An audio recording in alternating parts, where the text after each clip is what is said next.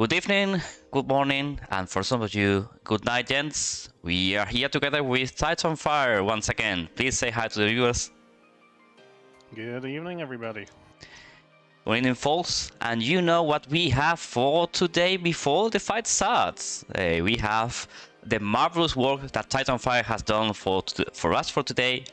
I mean, this has been such a good work that I had to ask him explicitly, please do it for me, because you've raised the bar once again, mate. Now we have to ask you to do it because you have put the bar so high. That's a very, very nice work you did with the statistic we are going to check right now. Well, hopefully it works out, and hopefully people get some value out of it. It was a little bit of an experiment in the semi-final match I covered last weekend. And of course, it's one of these things to try and do again for the final. It is the event that deserves it the most, isn't it? It is for sure. I mean, of course, I mean, I think we all are, well, we all here know already with the teams, so, but we have to present them, yes, a teeny bit, just to be sure that you all know them, and then we'll get into the statistic for the match. So, of course, what we have in the left side as a home team is the 104th Phoenix VFBS. The 104th consists of members from all around the world, and as far from New Zealand, Australia to Europe and North America. It was formed in 2006, and the 104th is one of the longest running squadrons in DCS and has proud heritage of competitive PvP flying, as well as providing a dedicated server for public to fly in for well over 10 years. The squadron has flown in many PvP competitions over its history and has been a regular contender in the final stage, securing first place in Seccond tournament and several top 3 finishes in Seattle. The 104th has also hosted many large-scale competitive PvP events for the community, featuring large-scale air battles that are open to all squadrons and lone wolves.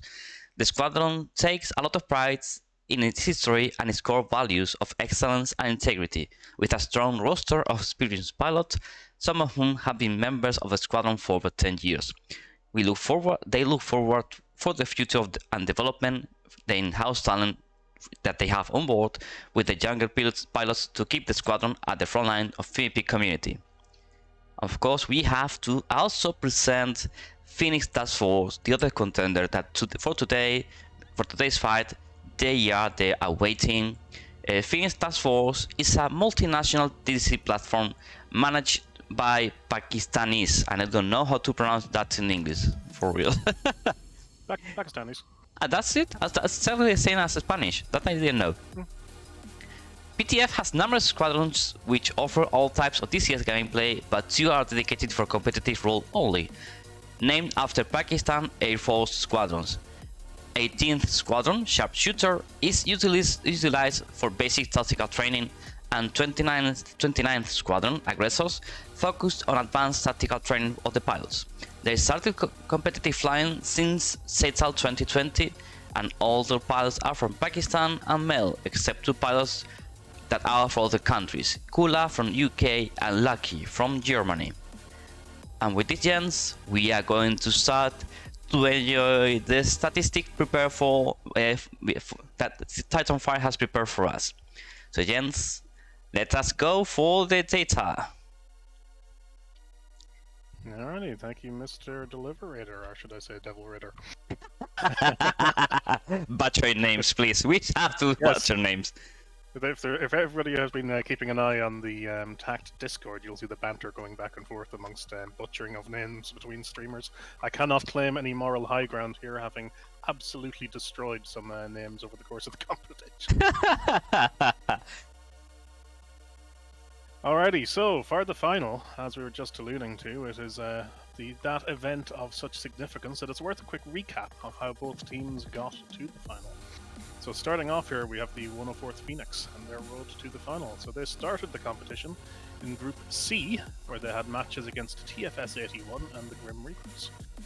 So in that first match, I think I'm open to correction on this, but I think I'm correct in saying TFS81 are a relatively new squadron, and the 104th certainly came in with a perfect start to that, having 6 kills, 0 deaths, and then showing, I think, what was going to become a hallmark of them, as we'll touch on a few times here in the next couple of minutes, of them having a really passive and patient game. So for the opening of that second round, they were basically just drawing missiles out of TFS-81, and the little note I've left there is that by the time the 104th fired their first missile, TFS-81 had 8 missiles fired. And again, we'll be talking about this a little bit more. As I say, it's a bit of a trend. So it was an easy win for the 104th. No disrespect at all to TFS-81. I think it's just one of the cases of an experienced squadron versus relatively new. You will see that. Yeah, I mean, we've seen that 104th has been playing with that same tactic, if I recall correctly, for the entire tournament. If I recall, this is something you know better than me for sure. Yes, as I say, we have this a couple of times here, and there's a little bit of a trend. So then the game against the Grim Reapers, this was a little bit closer indeed. Grim Reapers put up a really good fight against the 104th, and that first round, it was they had some early losses on the 104th side. In fact, I'm looking through my notes here, and I think they lost the first aircraft, and then there was a trade, so they were kind of down a couple of jets. And at one point, I think it was kind of 4 104th versus 5 Grim Reapers. A couple of kills from the 104th side brought it back in their favor. But they dug out the win. That was kind of the key thing there. They stayed composed despite those losses. In the second round against Grim Reapers, this I think was one of the more interesting ones to watch, because this really, the kill death we see here, they killed all 6 Grim Reapers, only losing 2 aircraft, doesn't quite show how close it was or how close it felt by the end. But the most interesting point here is that patient missile economy again. So this was probably one of the more cagey openings I've seen in a tact match, certainly while doing these statistical overviews. It took 15 minutes from the first missile being fired to the first kill being hit. I don't think I've seen a match quite that long between the first missile and then actually the first kill. Perhaps where Phoenix is, where it'll be a few minutes of a delay. The more interesting note here, however, is looking at the missile usage in that 15 minutes. Mm-hmm. Grim Reapers had 6 Vipers with 6 AMRAAMs, so they had 36 missiles total. The 104th had 38 AMRAAMs plus 2 heaters and a Hornet. By the time that first death happened, the Grim Reapers had fired 26 out of those 36 missiles. Wow. Only 10 left. The 104th, by contrast, had fired 18 out of their 38, meaning they had 20 missiles left, plus those 2 heaters on the Hornet. So they had twice as many remaining. So when it came to kill time, the 104th put themselves in a better position by taking kind of better PK shots or just being clever with their use of missiles. And that's something we see throughout a lot of these matches. So then, of course, we've, I think, talked about it a few times in interviews. Certainly, I think the last interview we did with Maverick was talking about flipping a switch as a phrase, about they can be patient, but then when it comes to crunch time, it becomes, focused aggression. And certainly from that first death to the last, took just 5 minutes in that second round against Grim Reapers. Yeah, and we've been seeing... Sorry. Yeah, well, we've been seeing that more so in the semi-finals and finals, and of course yesterday's match was a bit different. But also I'm seeing that we have a tendency that the big teams, the teams that know how to fight, and tend to win matches and go to the later stages of the competition. They all tend to play in a sense of, okay, now we are here, we are waiting, and then flip the switch, as Maverick said, and then go in, fight, and win. And that's something very interesting that I have noticed lately with this. That's something like a trend for the teams that win, at least for what I have seen. Yep, and that certainly is the trend we've seen continue through these next remaining matches. So in the quarterfinals, went up against number 15 Battle Axes. Again, this was a very cagey round. Both sides were quite defensive for quite a while. I think the first kill was something like 10-15 minutes in. The 104th had a good start here, but then lost it. A few elements got isolated, and I think they had an early advantage in numbers. I just heard a Discord sound. I hope you can still hear me, Deliberator. Yeah, I just pumping up your volume just so the viewers could hear you perfectly fine. Sorry for interruption, mate. That's quite alright. Thank you, Spectre, for the feedback. Yep. So then they lost that first round. A few elements got isolated, and then that effectively let the number 15 come in. They had an early advantage. Isolated chips kind of threw it away. Number 15 guys regrouped quite nicely, and one ended up winning the fight with a final guns kill, I believe, or an M9 I see. There were at least 2 guns kills in that round. Wow. But then brought it back for the final 2 rounds, and it was kind of the same thing again.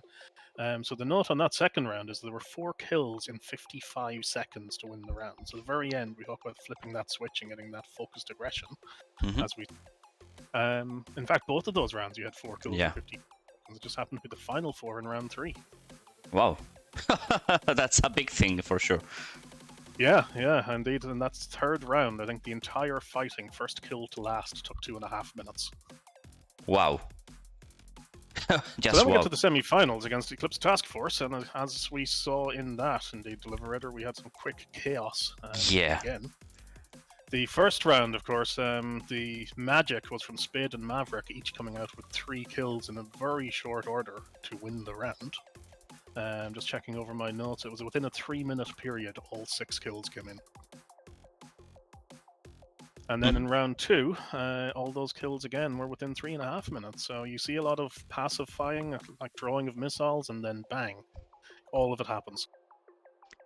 Yeah, and it is something very interesting that from that Tactical 104, because as we are talking, I remember the fight against ETF, and I remember exactly the formation they had, just going exactly for the notch, maintaining that formation from the entire fight, and then flip the sheets, as mentioned before, be aggressive, fight.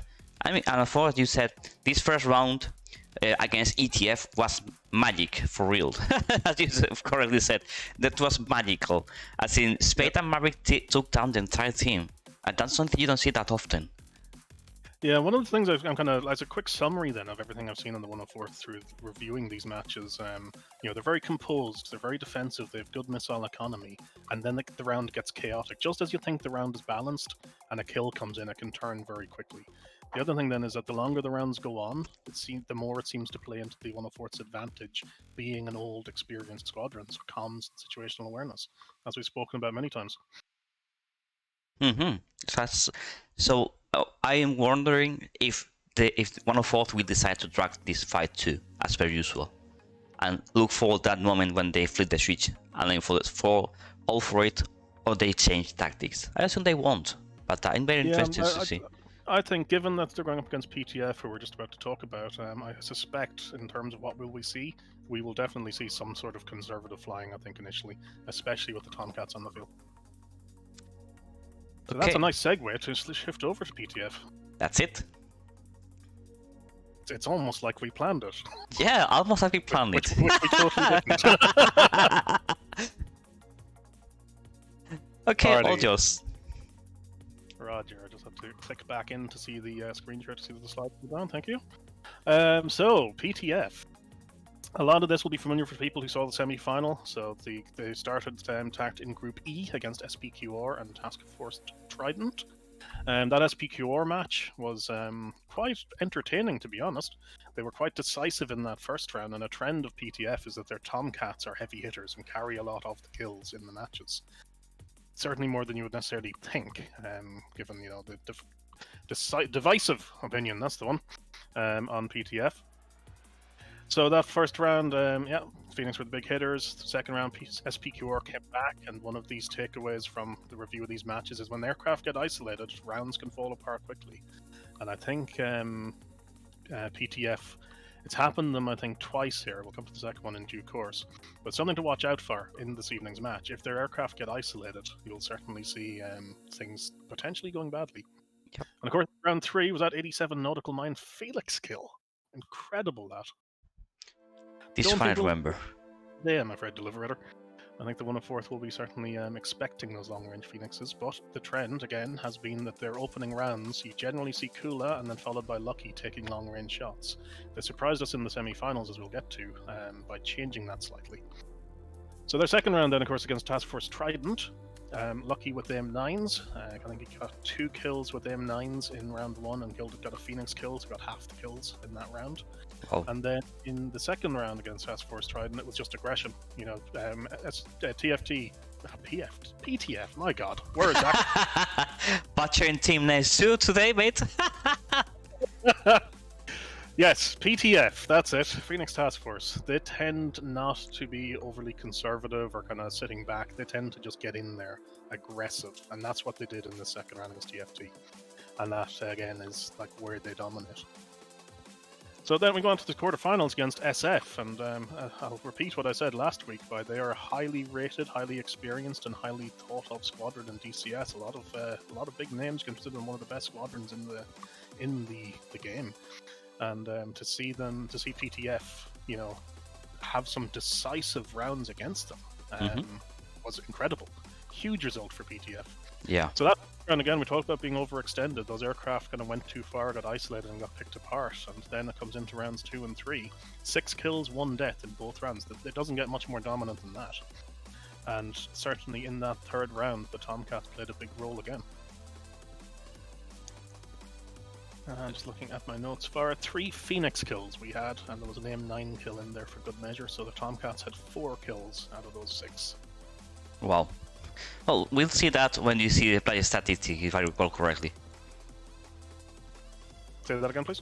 No, that we will see those statistics of airplanes and such when we arrive to the player statistics. Oh, if I indeed. recall correctly. Indeed. Yeah, I think that does carry through. But just as a note on that round, it's not just Phoenix kills we're talking about.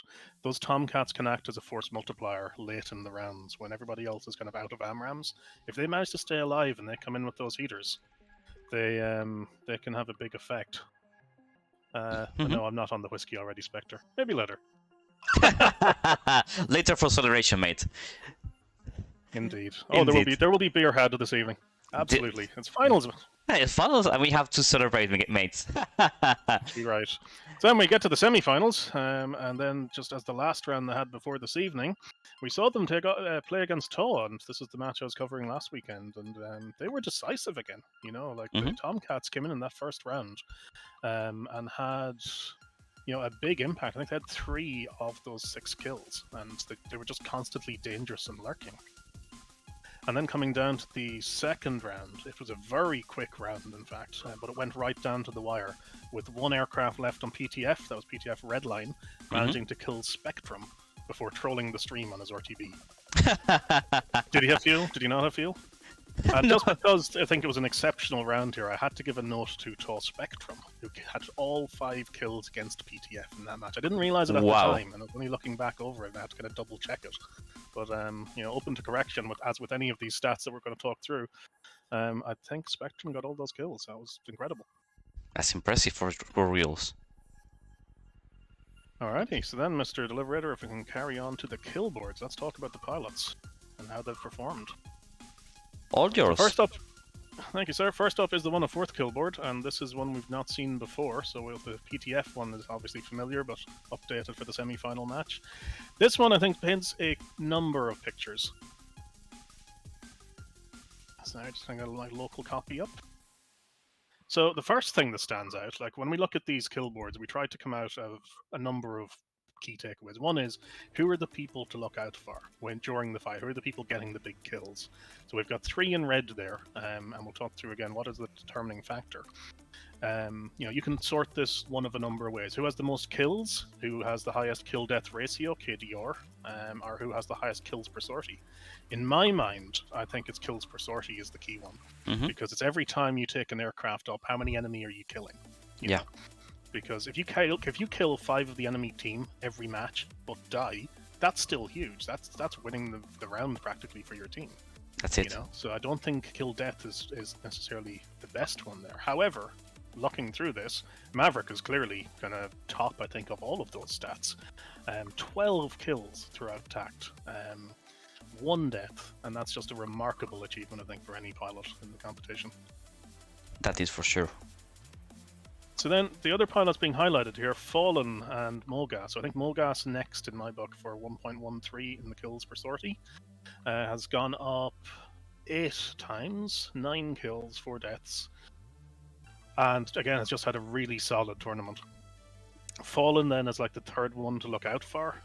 Has been in 5 sorties, so not as many of the rounds as the other guys, but 5 kills, and again has come out pretty reliably. If anyone has a kills per sortie of 1 or higher, I think you're contributing a lot here. Yeah, for sure. The one in yellow then, I think it was worth calling out Bullet here because his stats are great, but it's only over 2 rounds, and specifically in the Viper, so hence the yellow one there.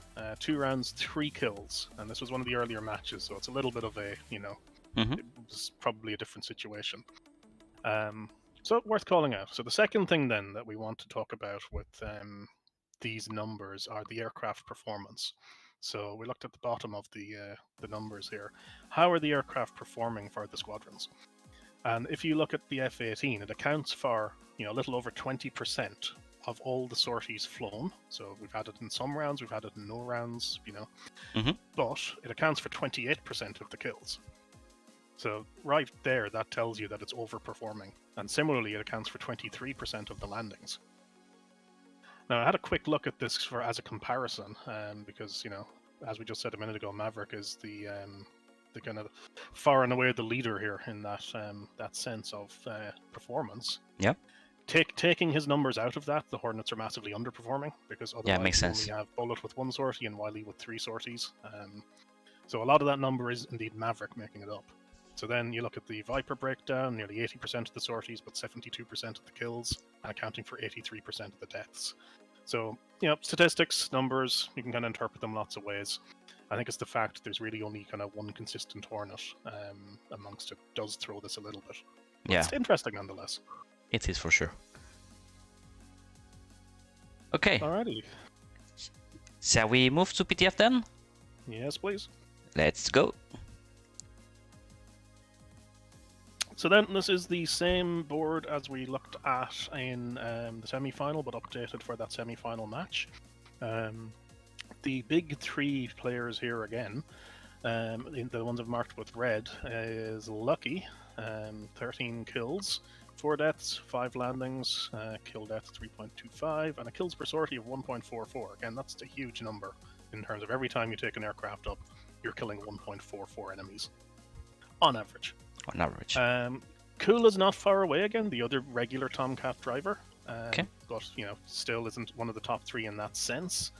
Yeah. The 2 others we want to look at here are Predator and Falcon. I think Predator first, has been in 8 sorties. In fact, had connection issues in the first round of the semi-final against 𝐶𝐒. Got replaced at the last minute by Spark, but then made it in for the second round. So Predator is 8 sorties, 9 kills, 4 deaths, 4 landings. And then kill death 2.25 and a kills per sortie 1.13. So again, more than 1. So doing more killing than dying. And right, so then Falcon as that third heavy hitter of PTF, 10 sorties, 11 kills, 5 deaths, 5 landings, kill death 2.2 and a kills per sortie of 1.1. So in this composition, until that semi-final match, we've only seen Tomcats and Vipers from PTF. They've always taken 2 Tomcats and the rest have been Vipers. But we got surprised by the semi-final where Redline, right at the bottom there, brought a Hornet for the first time for PTF. And Redline had a hell of a semi-final. So again, just because it's 2 data points, it's only 2 sorties. He's getting kind of the yellow mark here, the same way Bullet did for the 104th. But it's definitely worth calling out. Redline had a hell of a semi-final. In those 2 sorties, came out with 4 kills. Died once, had 1 landing. So obviously then the stats say kill death of 4, kills per sortie 2.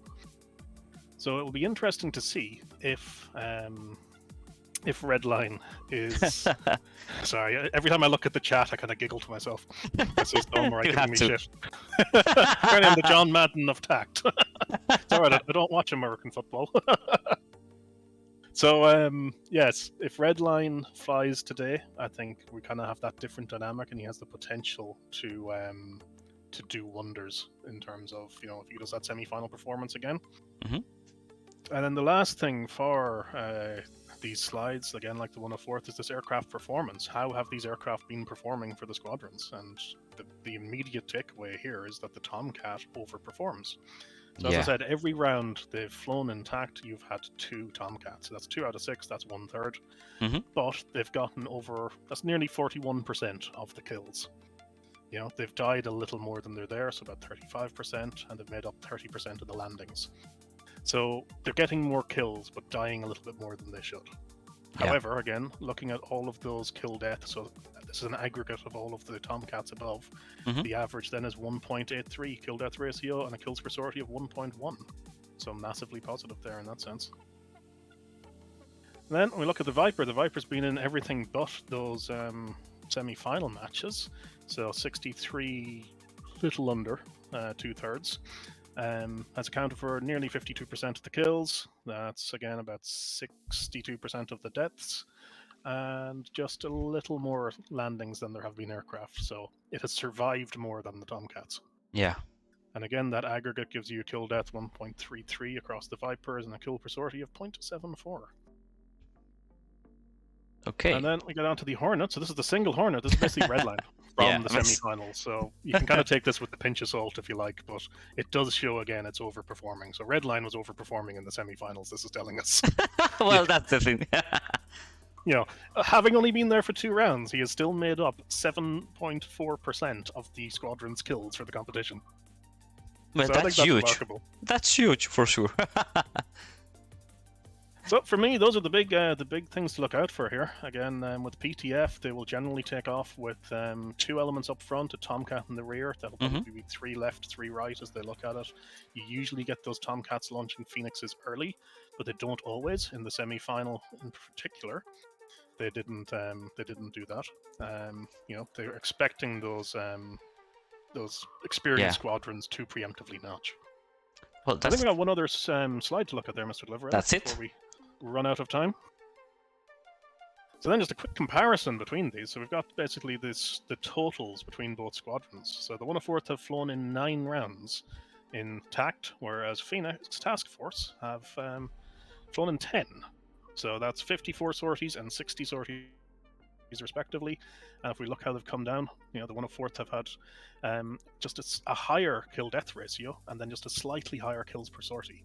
So just looking at the overall kind of aggregate because of the differences of rounds. So they're doing more killing and they're just doing a little bit more consistently. That's what you want to see, of course, on your team. To kill more and be more consistent on it. That's the key of it. Yeah, and of course then like you can take all these aircraft performance with a pinch of salt because as we said, the Hornet on 104th is mostly Maverick and the Hornet on PTF is Redline. You know, and even then the Viper comparison, it's like, well, you're talking about, you know, slightly apples and oranges with the when you're talking about you know, just how many sorties they really account for. So like 80% nearly of the sorties for the 104th have the Vipers have made up. 63% on PTF, but again, you look at the kill death and the KPS for the Vipers. The 104th Vipers are doing a little bit more killing. Well, but talking, we've seen, of course, we are just so you know, guys, the teams are joining the server, so we'll be starting the fight in just a few minutes. By the way, so you all know. But overall, what I think what we can take from this data that you have collected for us is that 1/4 do, as we know, they tend to play more defensively. PTF depends more on their Tomcats, and as the fight goes on, Tomcats are not. They are. I mean, 1/4 will not allow PTF to do those long distance shots. So I think that those Tomcats from PTF are going to suffer. And I think that if 1/4 goes for the same tactic as usual for them, PTF will either have to adapt or improvise something very different that will surprise us in order to win rounds. If not, they might be compromised, what we were talking about. Yeah, so I think you're right. Those long-range Phoenixes, in fact, I you know, given what they did in the semi-finals against 𝐶, I don't think we'll see them throw a long-range Phoenix, because the 104th just are so passive in those initial openings. They will just notch for a while. You know, they might notch for about 2 minutes just to, you know, do a full kind of a draw the enemy in. Yeah. And, you know, the key for PTF for me with the Tomcats is if they can keep them around, get them into that kind of between 10 to 25 mile range and throw them into the mix where, you know, a 104th jet might be engaging a Viper, you know, something else. And suddenly a Phoenix comes in from a different direction and you're caught unaware, you don't realize it's a Phoenix and bang, you try to outrun it or something like that. And we've seen that a number of times in these matches for PTF against other squadrons. Yeah. Again, like we were saying, if they can last towards the end, if they can just keep those jets alive, those 2 heaters are a force multiplier in the late game. Yeah, well, that's the thing, as you well said. You cannot outrun a Phoenix whatsoever. You cannot. So if they manage to hold onto them up to the point where they can put them into good use, then they might have a chance. But if not, I'm a bit. I'm very interested to see how PTF is going to play it out for reals. Yeah, I think it's going to be a very interesting match. Yeah. It's going to be. So, guys, we'll be having a brief pause to set everything out inside the server while the teams are joining up and getting everything ready on the site. Okay. So we'll go to a brief pause and we'll be starting the match in just a few minutes. So stay tuned, guys. And remember, for today's schedule, we have the match. Afterwards, we have the interview with both teams, 104th and PTF. And afterwards, we'll have an interview with 64th, guys, the organization that's it, X-Man and Rage. So stay tuned, guys, and we'll see you in just a few moments. Stay tuned.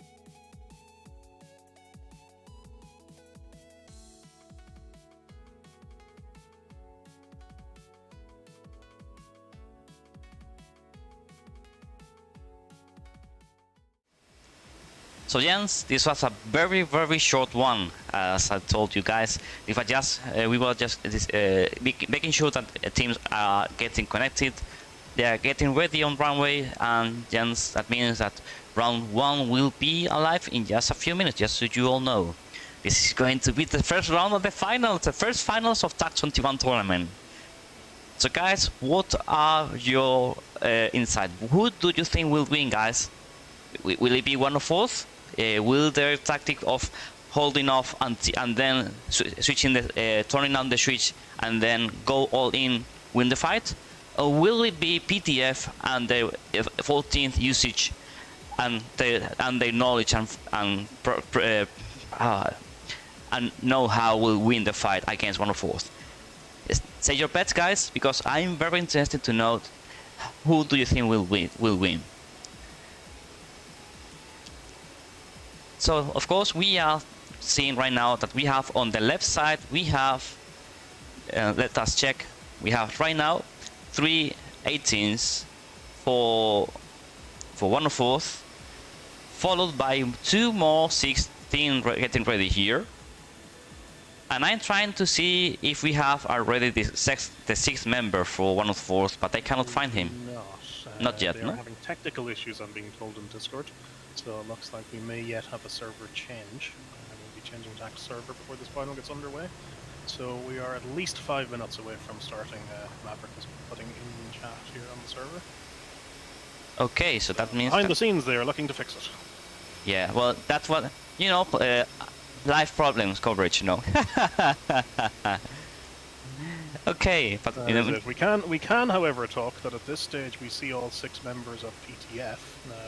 There may be, just not doing quick maths, there may be an extra one here just in case it disconnects. I think that is expected, as we talked about in advance. So someone here will be dropping, but at the moment we do have 𝐋𝐈𝐒 and Lucky in Tomcats, Predator, Falcon, Ali, and Titan in Vipers, and Redline in the Hornet. So Redline is back after the semi-final. I think we are indeed switching now to server 1. Or Yeah. getting a restart here. That's it. We are going to change servers. Sorry guys for the problems. But you know, things happen, and this is going. It's better that everything is sorted out and no problems whatsoever, and have everything working. Okay. Absolutely. Let's get the bugs ironed out now and not after they take off. Yes, for sure. So guys, I mean, just one thing. I'm very pumped up for this fight. I don't really know who is going to win. I'm a bit skewed toward 1/4 due to their tactics because I don't know how I could counteract them. But that's mostly it, and I don't know how this one will play. No, I don't really know. Do you have any kind of insight, mate? It's a very difficult one to call. I think, like, given the experience of the 1/4 and given what we've seen in terms of mostly consistent performance throughout TACT, I'd have to say that they're probably favourites now. By how much, I can't really say, because the thing is, PTF are a relatively new squadron. So as I said, the longer the match goes on, I'm going to say that the more it favours the 1/4. Hence, they'll probably be cautious for longer. However, PTF have surprised a lot of people in this competition, myself included. And looking back at that road to the final, if we just have a quick look again at the people that they've taken down they've taken down SF, they've taken down 𝐶𝐒. And that game against 𝐶𝐒, it was just close in the end with one jet, but they were still, I want to say overly decisive, but they were impressive.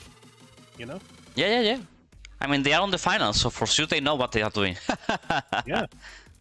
Yeah, so this could go either way. I think there's probably, again, a few of those data points of if the match goes on longer, if aircraft get isolated. In particular, I think we've seen PTF almost come unstuck a couple of times with that. The 2 rounds they've lost have been due to isolated aircraft and people getting overextended. So if we keep an eye out for that and we see it happening, we kind of get an indication of which way it's going to go. If they stay together, if they're supporting each other, then it's kind of anyone's game. Cool. So I will try to summarize it up just in a tad more for viewers. So basically what I understand is that if the fights get dragged on, then the round might 1/4 has more chance to win the round, and the fight gets more quickly decided, and PTF coordinates better, then that might go for PTF. Is that it? Yeah, I think it's in short. Yeah, I think like the longer it goes on, the more it'll favor 1/4. I think if it is kind of short and aggressive, potentially favors PTF, but it's certainly more of an even fight. Okay, so Jens, just so you all know, server is up. By the way, Tatsunfire server 2, just so you can join. Server 2, Roger. That's it. I was sitting here chatting and not connecting to a server, so thanks for reminding. Yeah, no worries. That's why we are working together, because we can help each other. Okay. I'm looking forward to seeing these rosters of who's actually in, because I think, again, we will get some useful information from that. Yeah, we can check, but I'm just seeing that 1/4 is bringing out an interesting formation that I don't recall seeing it beforehand, by the way. And this is something. Check my notes. I mean, I'll just turn on the cameras in just a sec, guys, so don't fret too much. I'm seeing, yeah, cameras are ready in just a few moments to get everything sorted out. I'm resisting the urge to spoil that reveal. Wait one! Come on, mate, you can do it. Okay. Come on, cameras. Cameras is turning on in 3, 2, 1, go. Now you can spoil all the magic you want, mate. I'm waiting for the stream to catch up there to see where you're looking at. But yes, the 1/4 have 3 Hornets and 3 Vipers. I just had a scan of my notes, and you are correct. They have not, to date, taken 3 Hornets. Now that is Maverick, not surprisingly. Wiley is in a Hornet. Wiley has flown both Hornets and Vipers in the competition. Again, I'll have to reference the kill board quickly just to see how he's fared in both. But off the top of my head, I can say that Bullet is the third Hornet, and kill board wise, we called out Bullet from the point of view of the Viper. He has performed better in TACT in the Viper than the Hornet, but that is only 2 sorties versus 1, so we can't put a huge amount of stock behind that as the stat by itself. Looking at 𝐋𝐈𝐒, I think 𝐋𝐈𝐒 has performed better in the Viper. He has flown twice as many rounds in the Viper. That's 6 rounds versus 3. So again, it's interesting that he's in a Hornet too. You know, I know that both Bullet and 𝐋𝐈𝐒 fly the Hornet a lot, and they're both very good in the Hornet. So it probably is really more kind of 6 of one, half dozen of the other. But yeah, we'll see how it pans out. Yeah, I mean, of course, I'm seeing that the PTF, they are going for a full-blown 16 way with 118 and followed by 1 Tomcat. They have 2 Tomcats. 2 Tomcats? Oh yeah, because they have 7 jets. I think one will be dropping out just as they roll. Yeah, they did mention. Ready to taxi? Okay, but if both teams are ready to taxi, that's it. Not waiting for PTF to taxi. Okay, perfect. So gents, when we have both teams ready to taxi, we'll start the round 1, sorry guys. So just from the PTF side then, we do have those 2 Tomcats like we said, 𝐿𝐒 and Lucky. Falcon, Predator, Titan and Ali are in Vipers. It's going to be interesting to see who is the Viper that will stay up, because I'm almost certain will be one of the Vipers that drop. Ali has featured in some of those early rounds and is a notch master. Can pull off some really in-close stuff. However, with Ali, there's a tendency to get overly aggressive and get isolated. Some of those earlier matches we talked about overextending and becoming isolated. Some of them have been down to Ali, so we'll see how that pans out. And then of course Redline and the Hornet. Nice to see Redline back. He's had an incredible semi-final. Yeah, and I'm very eager to see if he's going to surprise us once again. Because he had, as you well said, he has a very good numbers for the only round that he did play off, and it's going to be an interesting one to see. PTF are now good to taxi. Shall we release them? Yes, please tell them to start taxiing. Alright, sir. They are now clear to taxi. Let us hop into... And let's check.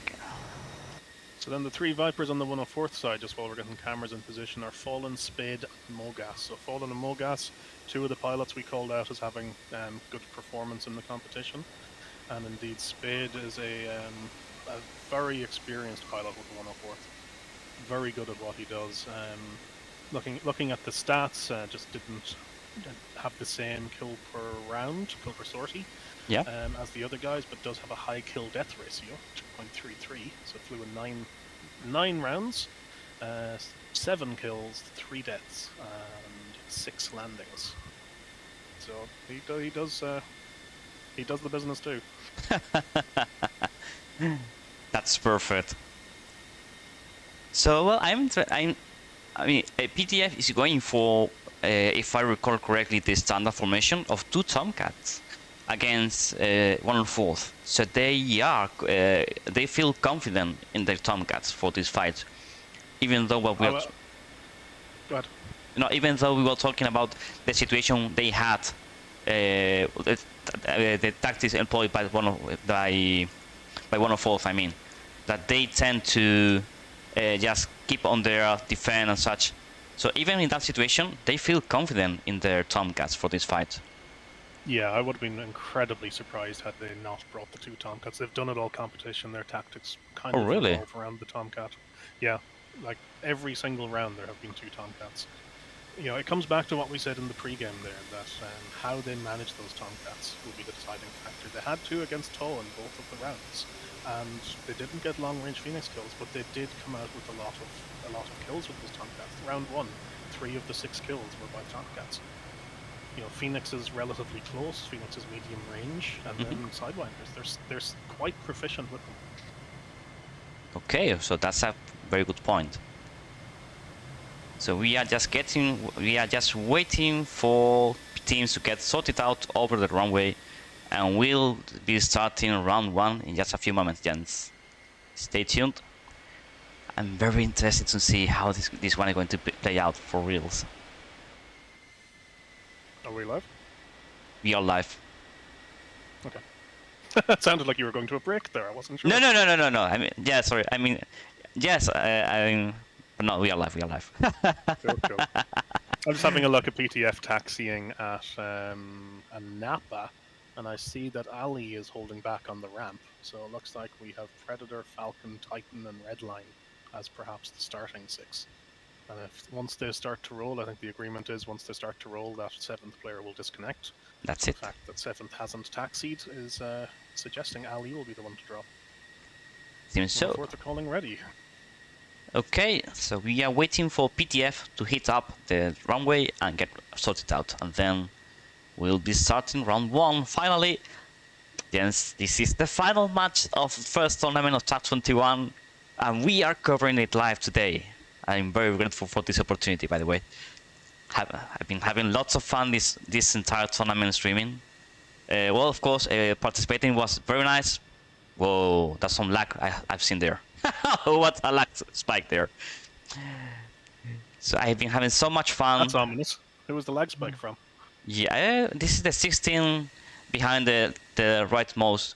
Falcon was the lag spike one. Roger. Okay, yeah, so Predator is the one who's had the dodgy connection throughout these rounds, so I'd be surprised if we lost Falcon at the moment, but well, we'll see. We'll see.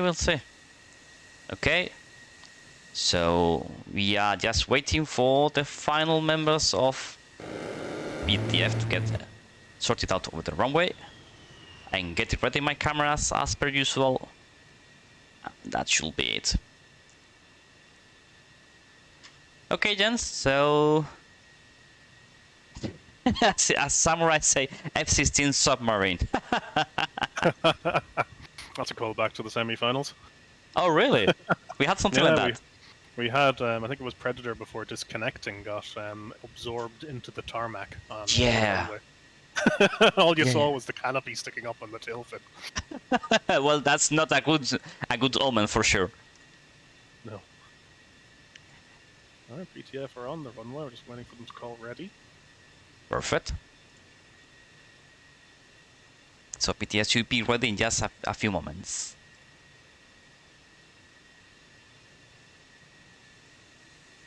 Okay.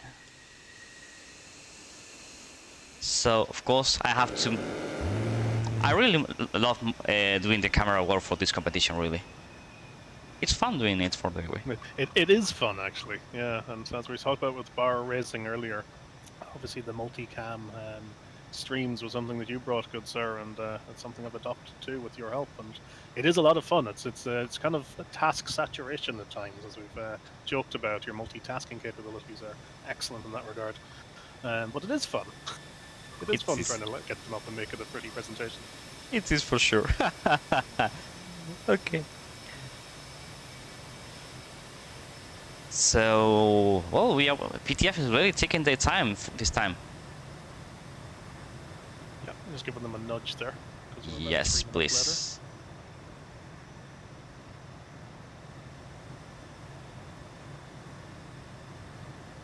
Oops, this camera should not be moving. That's it. Okay, so let's just wait for PTF.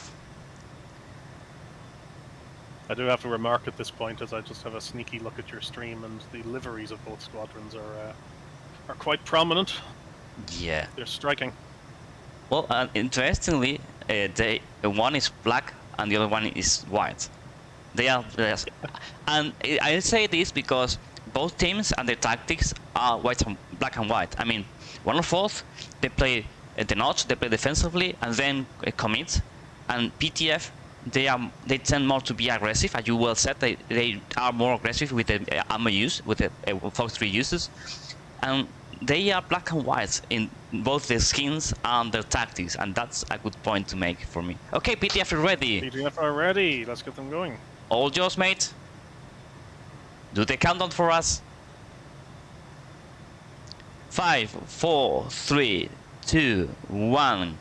Go, go, go! Round 1 is alive, gents. We are starting up. And we've seen the 𝐋𝐈𝐒𝐄𝐒 and the Tomcat starting up here. And it seems that 𝐋𝐈𝐒𝐄 is taking it. It's the only one on the runway right now, and seeing that 104th is just sending up 2 airplanes at once. But PTF is only sending one. Interestingly, I think the 104th tend to launch all 6 aircraft about 10 seconds apart. Okay. So we'll probably see the second element for rolling, third element about 10 seconds behind. So they generally keep the 6 elements together, I think, throughout all of the rounds thus far. PTF have had a few different opening maneuvers. They've had Tomcats up front, they've had Tomcats in the rear. And generally speaking, again, you will see them go like one to the left of the bubble, one to the right of the bubble. Yeah. And then they'll have 2 of the remaining 4 each left and right. So they'll operate as kind of 2 groups of 3 if you like. Okay. So now we are rolling. So we have 104th is entirely on the air. PTF is still have 2 airplanes on runway, and we are waiting for them to start to take off. And as well said by Superior, I don't know how to pronounce that one. Battery names, we have to keep on battery names for reals up to the last moment. Aggressiveness against defensive strat. We'll see which one will win. That's for sure. It's funny. Like, you know, we were just talking about the liveries being stark contrast, their tactics stark contrast. Even the squadrons themselves. You've got like the old school, you know, the 104th being around a long time, highly experienced, and you've got newcomers in PTF. It feels like, you know, everything about this final is just that kind of double edge, isn't it? Yeah. Yin and yang. Yeah, that's the thing. I love it. Oh, we have a problem. Fred, we have a problem here on the PTF side. So Ali disconnected after they started rolling, and PTF Redline has now disconnected as well. I think we've had a connection problem there. So that is PTF already down to 5 aircraft. That is an awful start to this final for them. It is, but of course, that's the interesting part. I mean, they did have 1 person on runway, and that person did disconnect. That's not a good thing. I mean, because now they are playing with 1 less. They are 5. 5 PTF versus 6 104th. And and when the rounds start, they cannot connect once again. I mean, all planes are alive, so that 6th plane cannot join the match, by the way. So that's it. Correct. That's as good as a death. That's Redline out of round 1 of the final. That's it. So we should probably just mention at this point that they're about 30 miles to the bubble. Is it worth giving a little overview of the bubble, Mr. Deliberator? Yes, we are on it. So we will set, PTF is 25 miles out from starting to enter the bubble, whereas 104th is just 28 miles, so they are going to enter more or less at the same time. But let us check a bit more on the information that we have for our planes. So on the PTF side, we have 𝐋𝐈𝐒𝐄 on the front area. He is climbing like there is no tomorrow, but he's not even using burner. Yes. Going mill power up there, and I think that he's being followed by the other Tomcat on the way back there. That's it. So both Tomcats are just climbing. They are just starting to contrail there, and of course they are being followed by the other 16 on the back, the 316 that they are remaining. And let us check also on the 104th side how it's playing out. So we have Spade. Just on Angels 15 on front area, all members seems to be on very low. Breaking news here, Mr. Deliberator. Sorry to interrupt you, but Maverick has put in the chat that 104th are okay for that 6th member to rejoin since the final. Falcon has copied, and Ali has now connected to the server. So PTF will be back to 6. Perfect. There's about a 25 mile difference at the moment, and that will probably extend because it will take a while for that jet to spool. Well, then, gents, you have there. That's good sportsmanship, by the way. So take note of that. That's a good thing always to see. Of course, now these guys will have a bit of a problem sorting out the situation, because now they'll have one team member just on the back, and it's going to take a long time. Ali will join like 10 to 15 minutes after the fight starts, by the way. So that's not a good thing to see. Okay, yeah, it's about 4 minutes since they took off from the runway, but by the time he actually gets to take off himself, that'll be another 5 minutes more. That's it. Okay, so let us check what PTF and 104 are doing, because now they are almost into the bubble, and this is going to be the interesting part. We are seeing that 𝐋𝐈𝐒𝐄𝐒 is in front for PTF side on the right screen right now. 𝐋𝐈𝐒𝐄𝐒 is in front, followed by Lucky, and they seem to be skewing a little bit to the left together with Titan on the northern area, and Falcon and Predator seems to be skewing toward the southern area. I do think that PTF is aiming for the first launches of Phoenix this time too. No, again, like what they saw in the semi-final against 𝐂𝐒 is they were up high and fast, and well, high. They're not even that fast at the moment, but they put themselves in the position to be able to do it, but they chose not to. So I think they're just going to position for it, but I'd be surprised at this point, having seen the semi-final now, if PTF would do it. However, I would still expect the first Fox to come off from 𝐋𝐈𝐒𝐄𝐒 in kind of the 30-mile range, maybe a little bit less. Okay. Of course, 104 on the left screen, all of them are skewing right to the right flank of theirs, or then playing together, and that's I mean, they are in a 10-mile separation from the first one to the last one. Of course, so we've seen a number of opening formations from the 104th as well, or at least I've kind of observed during the. Sorry, I'm getting distracted because another PTF player has connected to the server, which is interesting. Perhaps Ali is having issues. Maybe something else. Spark is now disconnected again, so I think there's a mistake. Yeah, maybe. Sorry. So there have been a number of opening formations from the 104th as well. They like to set up an initial grinder. Sometimes you'll get like a left, middle, right two-ship with a kind of a front and back 10-mile spread. Certainly they go into this preemptive notch in much the same fashion 𝐂𝐒 do. Probably about 25 to 30 miles from the bubble. Sorry, from the bullseye, I should say. So it remains to be seen. Like, we have 𝐋𝐈𝐒𝐄𝐒 and Maverick at the back. You can expect them to form kind of that trail element, I think, of the grinder, or perhaps they may just be the middle element while the front four split left and right. Okay, I was sorting out a little issue, sorry guys. Okay. Roger. Ali is airborne, 20 miles out of Anapa, so is currently about 30 miles behind the rest of PTF. Perfect, good enough to join the fight. Perfect. So we are seeing on the big screen right now, we are seeing that both Willy and Maverick, they are flying way close right now, just entering the bubble. And we are seeing the other 104th members, let's put them up once again in big area, big screen. They are starting to do their thing. They are starting to skew left, and it seems that they are aiming to hold a notching position around the line I have drawn. That's just for you a few miles out to the bullseye from the current position. At least that's what it seems. But Mugas still okay. First Phoenix from 𝐋𝐈𝐒𝐄𝐒. We have the first launch of the finals, mates. So that's interesting. That's a good 60 miles out, and I'm still expecting the 104th to go into a notch. So clearly, has just made the decision to throw one out. Why not? Remains to be seen. I'd be very surprised if the 104th get caught out by this. Spade and Fallen are down at 15,000 feet. In fact, Fallen is descending now. Mogas is at 15,000, Bullets at 22,000. The two guys in the back are at 25. So they haven't gone high. This is kind of bad altitudes for the Phoenix to hit people at that long range. Well, that's the thing, of course. I mean, 104th, they are playing it as we expected, very defensively. We are seeing, as you well said, Fallens, Angels 10, Spade 15, Mugas 15. Bullet is 22 though, it's a bit higher. And Maverick and 𝐋𝐈𝐒𝐄𝐒, they are Angels 24 more or less. But PTF, I'm just watching the track of that missile, and it looks like it's possibly going for the rear element towards Maverick and 𝐋𝐈𝐒𝐄𝐒. Yeah. Similarly, it might just be a positioning shot here, just to buy them some time to get Ali into the fight. Well, that could be, but Ali has managed. I mean, I'm pretty sure that Ali has been burning fuel. Yes, he has been burning fuel for sure.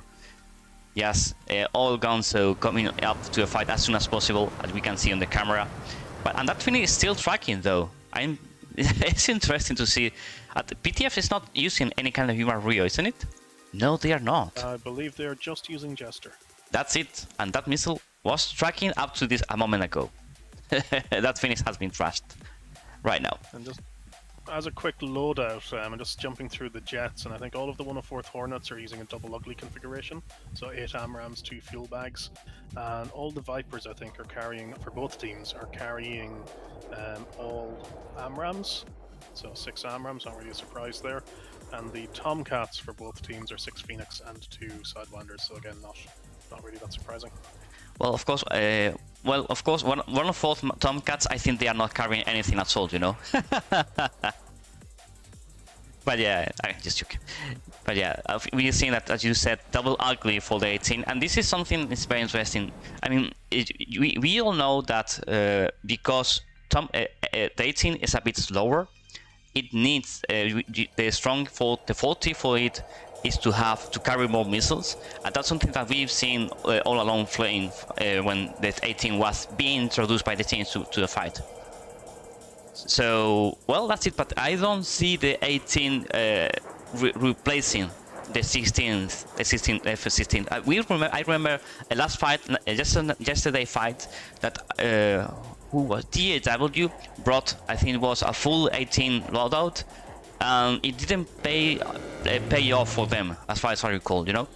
Correct, yeah, we just saw that last night. I think Maverick was remarking that they had 56 AMRAAMs, I believe. Yeah. But they didn't put them to use, and I think that's where it broke down. Like for me, and again, this is my personal opinion, I think the double ugly 8 AMRAAM configuration is the best balance for the Hornet. But I'm not an expert with it, so you know, what do I know? Yeah. Well, we'll see that both Falcon and Predator, they are just pushing in just a bit. I think they are going to get into range for 104 guys and see if they can if they can bait some missiles. No, Predator is turning out cold right now, by the way. So seems that PTF is going to play defensively to this fight. Yeah, Lucky has turned cold as well, a good 40 miles away. Now, the Tomcats do like doing this for PTF. They'll kind of extend back from the front and then try and surprise while everyone sorts on the guys up front. And oftentimes when the Tomcats turn back in, they'll look at a second element, not the first when launching, just to further throw people off. Just give me a sec.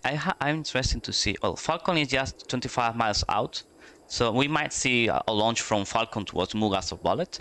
But I'm seeing that 1/4 are hugging what I think is a mountain. Let me check. Yeah, 1/4 is. They've decided to come into this position because this mountain over here. So they are planning to use this mountainous region to defend themselves against any kind of missile launch by PTF side. So that's why they are hugging this mountain. Interesting. It's clever. Now, they're only 15 miles from the edge of the bubble, so, you know, they're kind of put themselves in a position where they don't have a lot of depth of space. So they're still 30 miles from bullseye, but you're correct, they're keeping with the terrain to use that advantage. Should they need it. Falcon is now turning away, that's 20 miles from Bullet. Both sides are being very cagey here. I expected this from the 104th, but I think PTF are probably more cagey than I was expecting. Well, yeah, but when you have one team... okay, but we have a launch from Bullet towards Falcon, that's 60 miles out, and Falcon should be able to defend that one quite easily. That's not something that should be really worried, that should make you really worried for a fight. You're right, Falcon's already in the notch, 19,000 feet and descending, so this shouldn't be a factor, you would imagine. Yeah, but I will be surprised if Falcon did take the hit for reals. It's not something that should be really worried. But Falcon seems not to be defending though. Not yet, at least. Hold the notch. This thing's running out of energy. That shouldn't be a factor much longer. He's sauntering at 580 CAS, but the missile's already down to 650 CAS, so that's not. Yeah, that's going to be defeated way easily right now. So the other thing I'm observing here is everybody's kind of in low to mid altitude. Maverick has descended down to 5,000 feet, so he likes getting down in amongst the hills. So we see Fallen down at 5,000 as well. TTF 28,000, 29,000, 18,000 up the north. And we have Falcon defending at 17, Predators at 19,000, 𝐋𝐈𝐒𝐿𝐴s at 25,000. So everybody's in those kind of mid altitudes or low altitudes. So no, you know, astronauts in this one. Yeah, well, what we are seeing right now is what is a tactic we've seen applied all along the tournament, and is referred as tactical blob by 104 side. They are just hugging the mountain, getting all the guys together, but they are starting to spread a bit. I mean, I think they are trying to bait PTF and make a Predator. I think they are trying to bait Predator on the left flank for 104th to come along into 104th lines and start grinding them down one by one. I think that's what they are going to try to do right now. Yeah, the 104th are keeping a very tight. Ali did trash. Oh, where did that come from? Yeah, I just had a blip. Literally just happened. Yeah. Ali has died. I had a blip on the northern area that disappeared. I was like, what? So yeah, we have our first die. I think Ali did hit the ground. Titan looks to be bonsai on Maverick here, 12 miles out. Probably wants to turn around in a second because he's going to get jumped by the guys in the rear. Titan is then a good 10 miles ahead of Lucky. So not in a great position to be getting offensive here, Titan. Well, Fox 3 phone spade towards Titan this time. Yeah. That's a miles 14. He needs to turn out here, or this is going to be another loss for PTF. Yeah, and 𝐋𝐈𝐒𝐒 got to get this next kill. Yeah, 𝐋𝐈𝐒𝐒 is starting to fire those missiles to 104 lines. That's a 20-mile shot. Okay, Titan sending out 120 towards 𝐋𝐈𝐒𝐒 on the left flank. And that missile from Fallen is still guiding. Okay, seeing that now 104th is going to push towards Titan and Lucky on the right flank, and seeing that Bullet and Mogas on the left, on the more down corner, they are going to hold Falcon, Predator, and 𝐋𝐈𝐒𝐒. That's how things are going to play out. Yeah, I think that 54 from 𝐋𝐈𝐒𝐒 is already defeated. Lucky, I think, needed to get a Phoenix off there, because right now Lucky and Titan are 25 nautical miles from Predator. They have become isolated from the rest of PTF, Yeah. while the 104th have 4 aircraft that could bear down on them here. Well, we are seeing right now, we have a 120 towards Falcon. Falcon is starting to defend, but that missile is still guiding, and I don't know if he's going to defend it correctly on time. 15 knots. I think it's running out of energy. He's still about 2.5 miles away. Yeah. I think that's a factor. Yeah. Maverick has launched on Lucky, 9 nautical miles. Fallen is also pressing into that same area. I think this is going to get messy. Yeah. Fallen is foxed as well. Lucky is just in a very big pinch right now. He's isolated and he's going to get hit right now. Those 120s. He has 2 on his tail, 120 towards him. And both missiles are guiding. So, Lucky, maybe you are going to run out of flag today, mate. He needs to stay in burner. Gotta keep those cans lit. Yeah, well, First one from Maverick is, I think, trashed. Fallen's is just running out of energy. Fallen now is pressing on an isolated Bullet is going to get killed? No, that Phoenix is not tracking Bullet. Okay, so one of us now, they flipped the switch as we've seen. Now they are pushing very hard.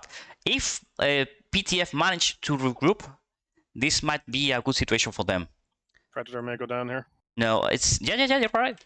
He may. Come on, oh my what? god, that was so close, it got him. Yeah. I mean, I saw the missile didn't hit. Visually didn't. Close to proximity, as we can see in this game. Yeah. Lucky is still trying to outrun an AMRAAM, but I think the 104th now, as you say, have flipped the switch and it's kills. Come on, run, mate, run! You have to run a bit more. Missiles coming. Take a missile. Titan's taking a missile. 𝐋𝐈𝐒𝐒 is walking into one.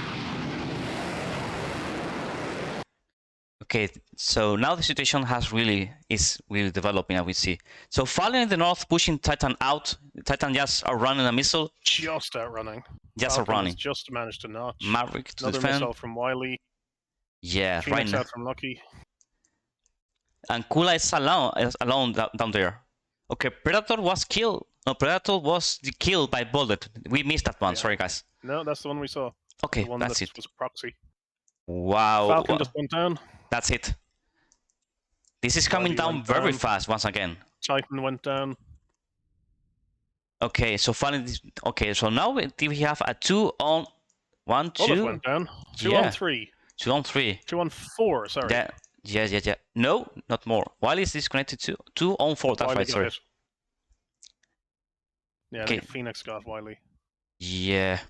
So 𝐓𝐷𝐿𝐒𝐻𝐒 and 𝐋𝐄LA, the two Tomcats, are the last two standing here.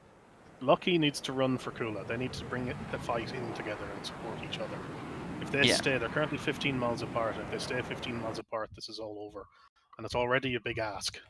Yeah, that's the thing. I mean, I think I think they are not going to manage it, because Fallen, they are really following Lucky right now, and he's just 6 miles out from the guys. So either he's going to use his burner. Okay, Mugas 120 towards 𝐋𝐿A. 𝐋𝐿A seems that he's not going to defend that one.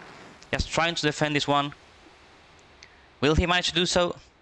Yeah, 𝐋𝐿A is still alive. 𝐋𝐿A has 1 Phoenix left. 𝐓𝐷𝐿𝐻 has 5 Phoenixes left.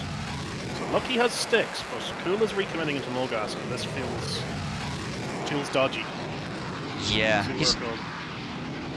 Okay, we have a launch on 𝐋𝐿A right now, and we have a merge on 𝐋𝐿A.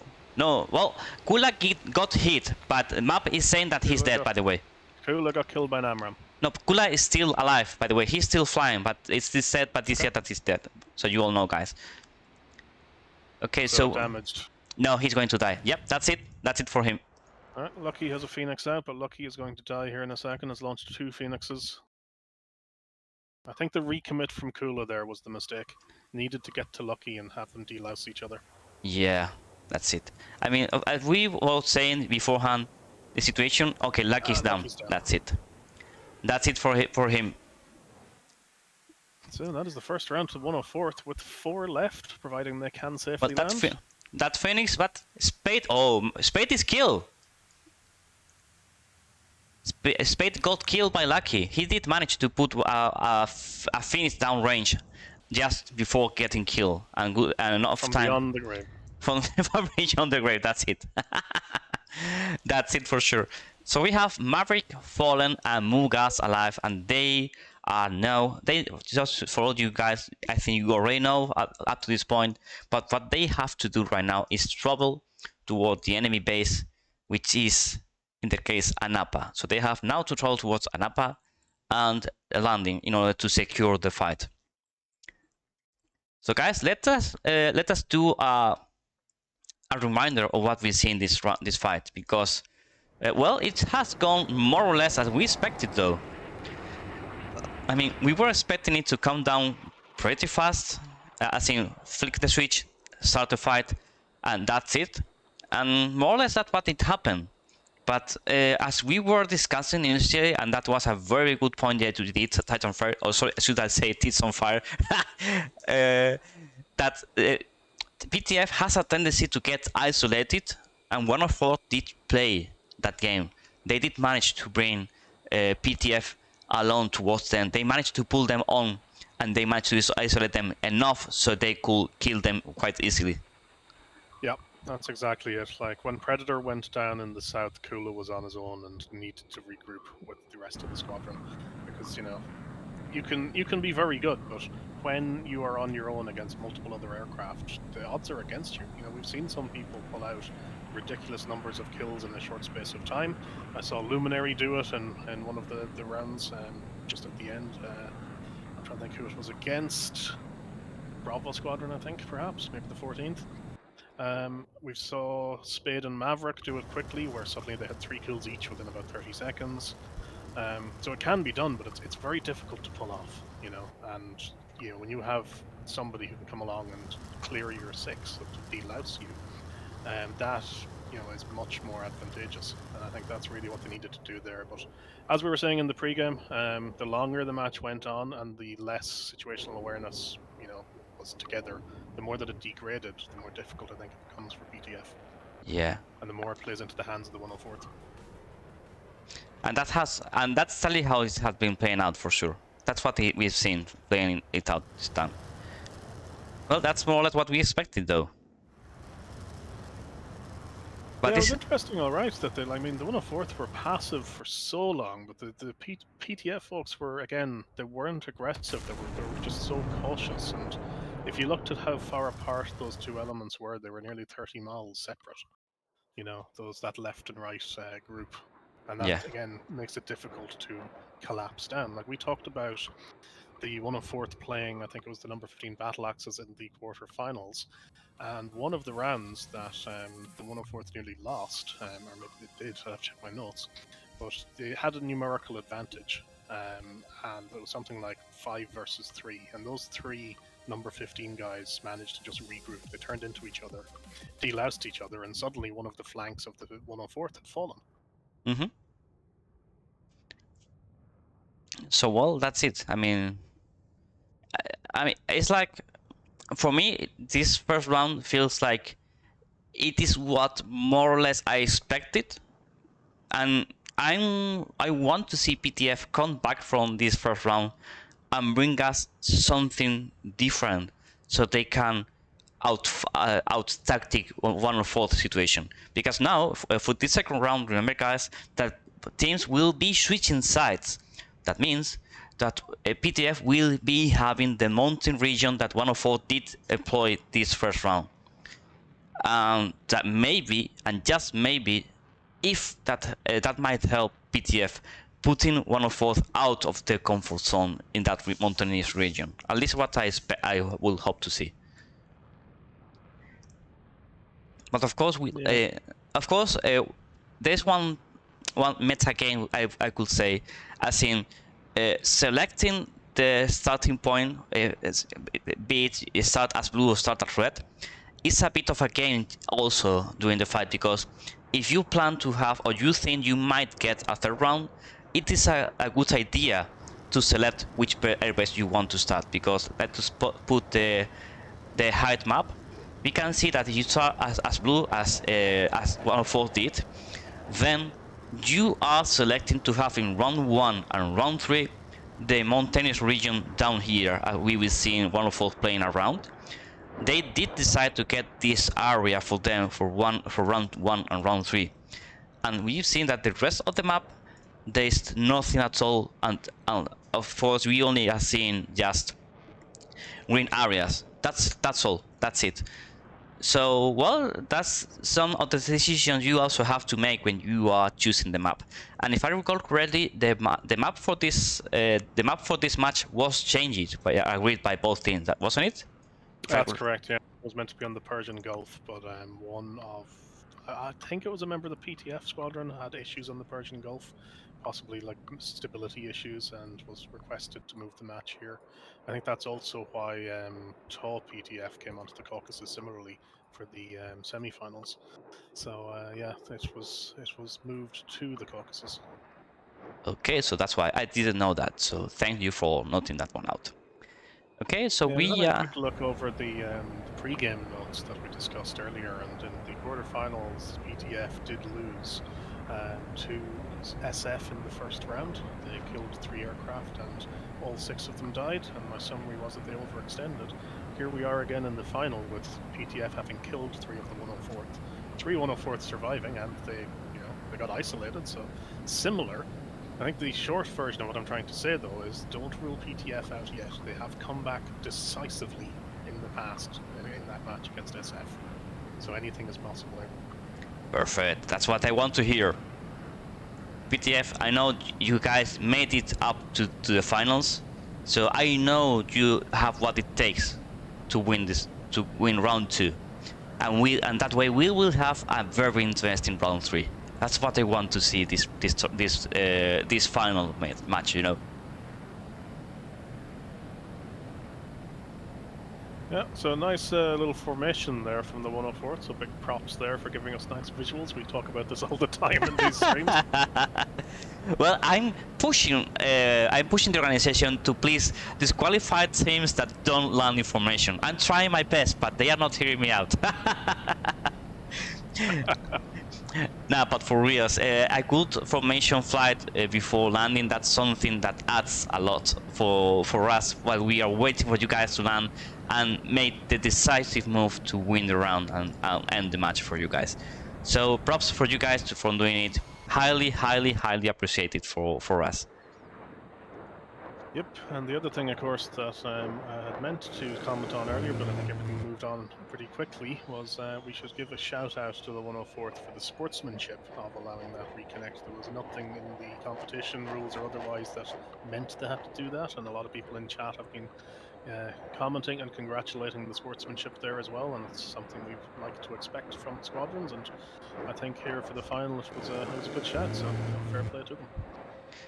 That's it. And of course, now that we are a bit more calm, I'm going to do a recap of all the activities I've seen over the OBS window because we've been doing the stream, and now is the moment to give a shout out to all you guys. So for the followers, CP Tayons, 4 Gators, Pilot 1290, 104th Crunch, Athena Yassi, Cas 79, Patrick 1974, Booster 1001, Superior Ram Bomat 9911, Wizard and 𝐓𝐔𝐄𝐒, thank you all for your follows, and for the subscribers, 104th Bullet before the stream, by the way.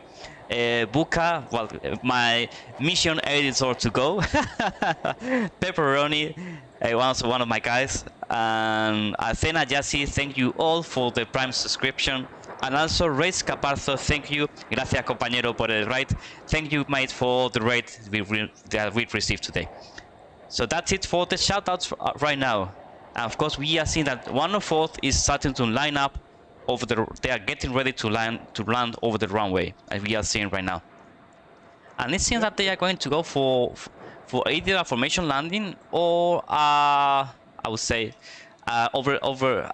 really my English today. Overhead brakes there. That's it. Thank you. That's why you have to have a Titan Fire on board. He will only know better than you. Always, always, always. And indeed, I was just about to comment that in all of the rounds where the 104th have successfully landed like this, they have opted for an overhead brake.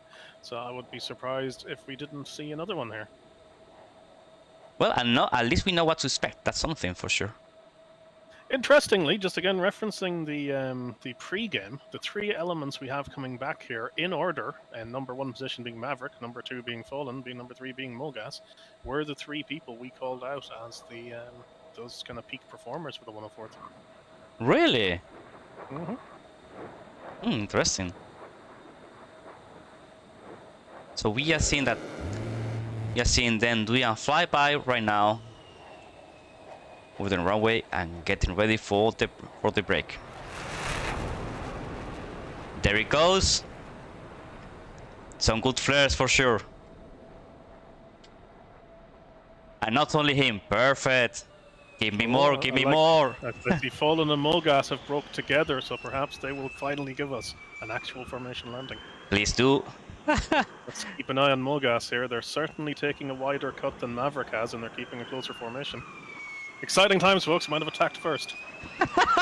Well, remember that yesterday we did see Liz DC, the female player from ETF, carrying a smoke pod just for the only for the landing, to make a good showmanship for the landing, you know.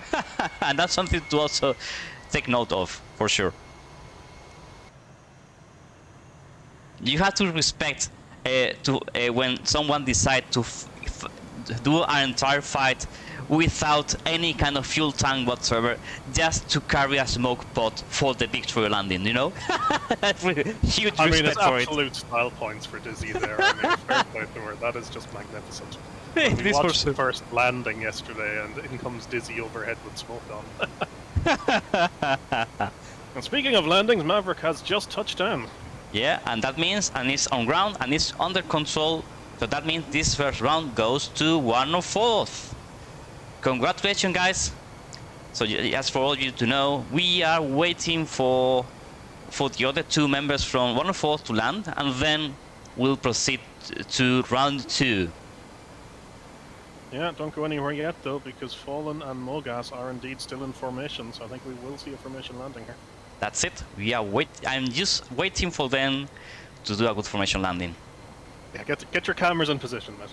That's it. That's it. I'm ready for the airmanship. But I really forgot how to do the follow-up cam. I think it was like this, like that. No, it's not doing it correctly. No! You're failing me. Don't fail me, cameras. Not now, not now, not the right time. Both Vipers have gear down, they've got their brakes out, nice controlled approach here. That's it.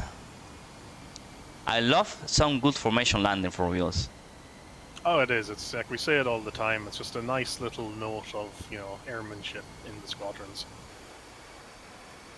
That's well worth the effort, in my opinion. It is Also for sure. fun. Yeah, I mean, we are waiting for you to land, guys. So, well, better give us something nice to see in the meantime. Almost came in short there.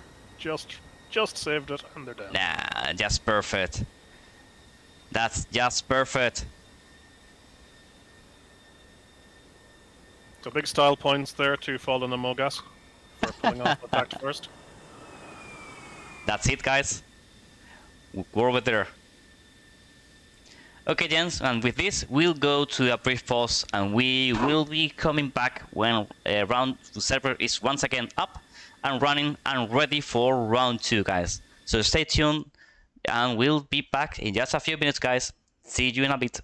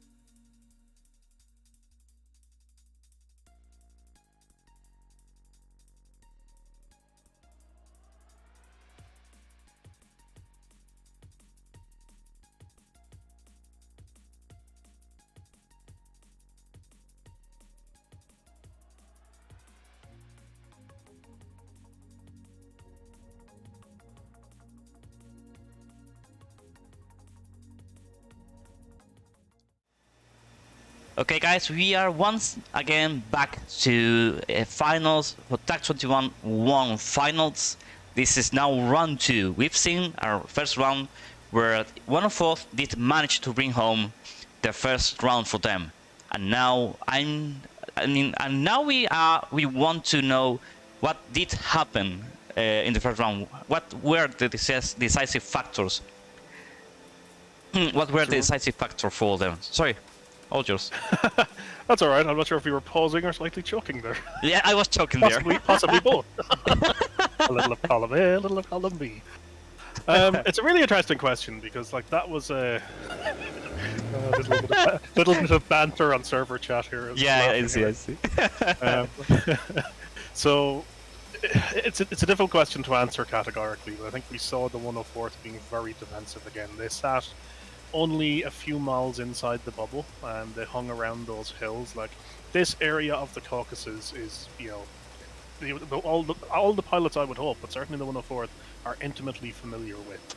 You know, for how long with DCS and everything before it, this was the terrain. Everybody knows those hills, kind of north of Sochi, and there are a lot of missions built around them.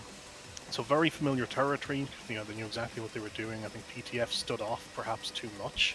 And just waited for the 104th to decide things on their terms. They got unfortunate that Ali crashed. That probably threw their plans a bit. But, you know, again, they did get isolated, and they did kind of come in almost too much as two individual entities. Because it made it easy for the 104th to pick on one of them and then just, you know, push. And after Ali went down, you had Titan and Lucky getting isolated and being pushed by Fallen Maverick, and I think I wanted to say Wiley, but it could have been Mogas or Spade. Mogas, I think. Well, so yeah, I think PTF will probably want to be more aggressive this round. I mean, they really have to now. It's like it's win or die here. They have to win the second round to stay in the match. Well, they don't have any other choice whatsoever. They either win or they are out of the fight entirely just right now. So I see 𝐋𝐈𝐒𝐒 is just trying to answer your question in chat. It's worth calling out. He says PTF played into 104th's plans, I think. They could have pushed them hard and put pressure against the bubble wall or surrounded them cross-sorting. I think that's exactly right. I mean, the fact that 104th were only 15 miles inside the bubble meant they had nowhere to run to. If they got pushed hard, they only had 15 miles before they were at the limit, and if they got pushed out, they were dead. Yeah. You know, so... But of course, you have to really push them out. It's not as if you can do a half-baked push in order to take them out of the area, because 104th, they are no pushovers. They know what they have to do and everything like that. So it was not going to be an easy fight for them anyway. But of course, it's what we were saying in between. Like, what should have gone differently in this first round in order to have PTF win the first round? Well, we were talking push harder. I mean, PTF, I think they are out of their comfort zone in this situation right now, you know? It seems to interrupt for a second there. Both sides are ready to taxi if you're good with the cameras. Perfect, let's do it. I think you're right. I think that you know, they probably were feeling the pressure there and unsure how to push it. And I think what 𝐋𝐈𝐒𝐒 summarized in chat there is spot on, because you just needed to start throwing missiles at them.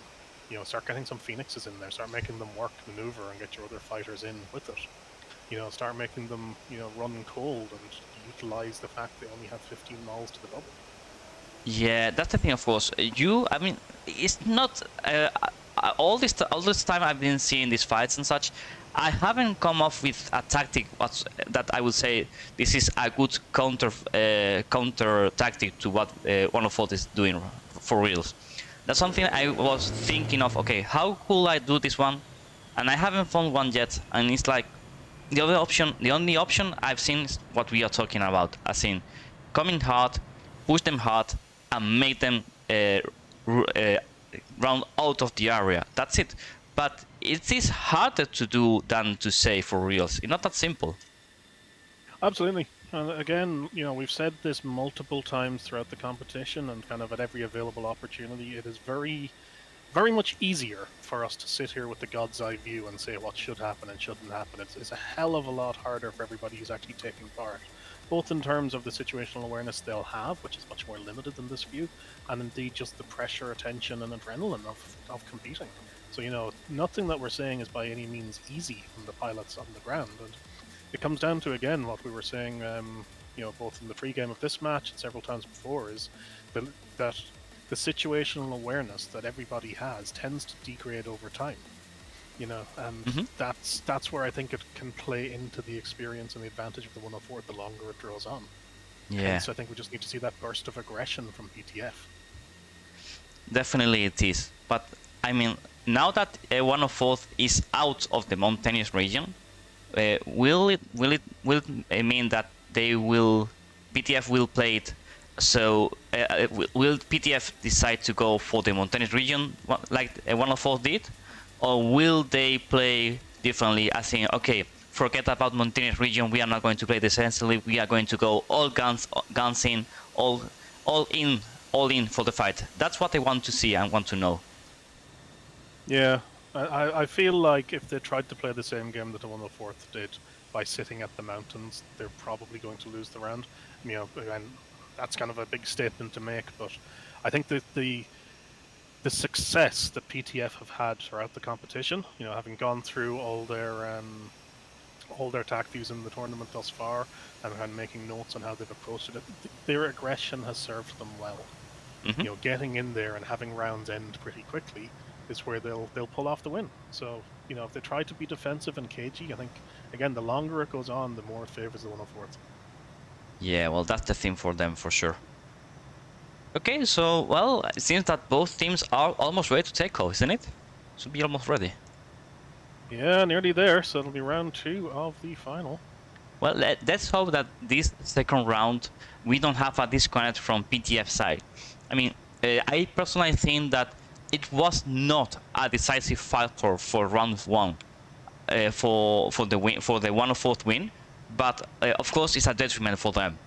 I expect this second round to go better for the PTF. I really want them to come in and win the second round, so we have a round 3. A final deserves a round 3 fight for sure. Agreed. Yeah, I think it would be amazing to see this go to a third round. Whether it does or not, we will find out shortly, but a couple of changes to the rosters of both teams that are worth talking about at this point. We do have Redline in the Hornet, who I think was having connection issues previously, attempting again to be part of the initial 6 element. And we have Gory from PTF has come in as well. I think that's Predator who has dropped out to allow Gory in.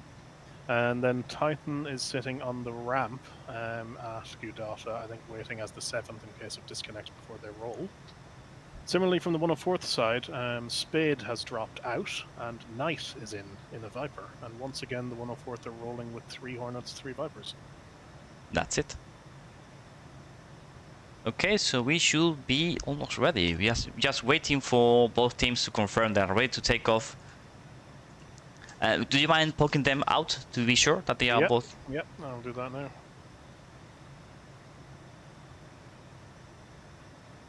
Okay. Okay, PTF is ready. We are just waiting for 1/4. Okay, good to start. Both are ready. Okay, then, mate. So, give them the green light. Go for it. Countdown: 5, 4, 3, 2, 1. Round 2 is alive, gents. Let's go.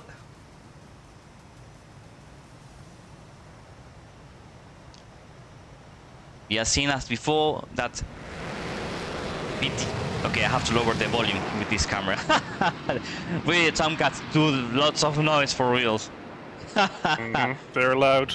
Very loud for reals.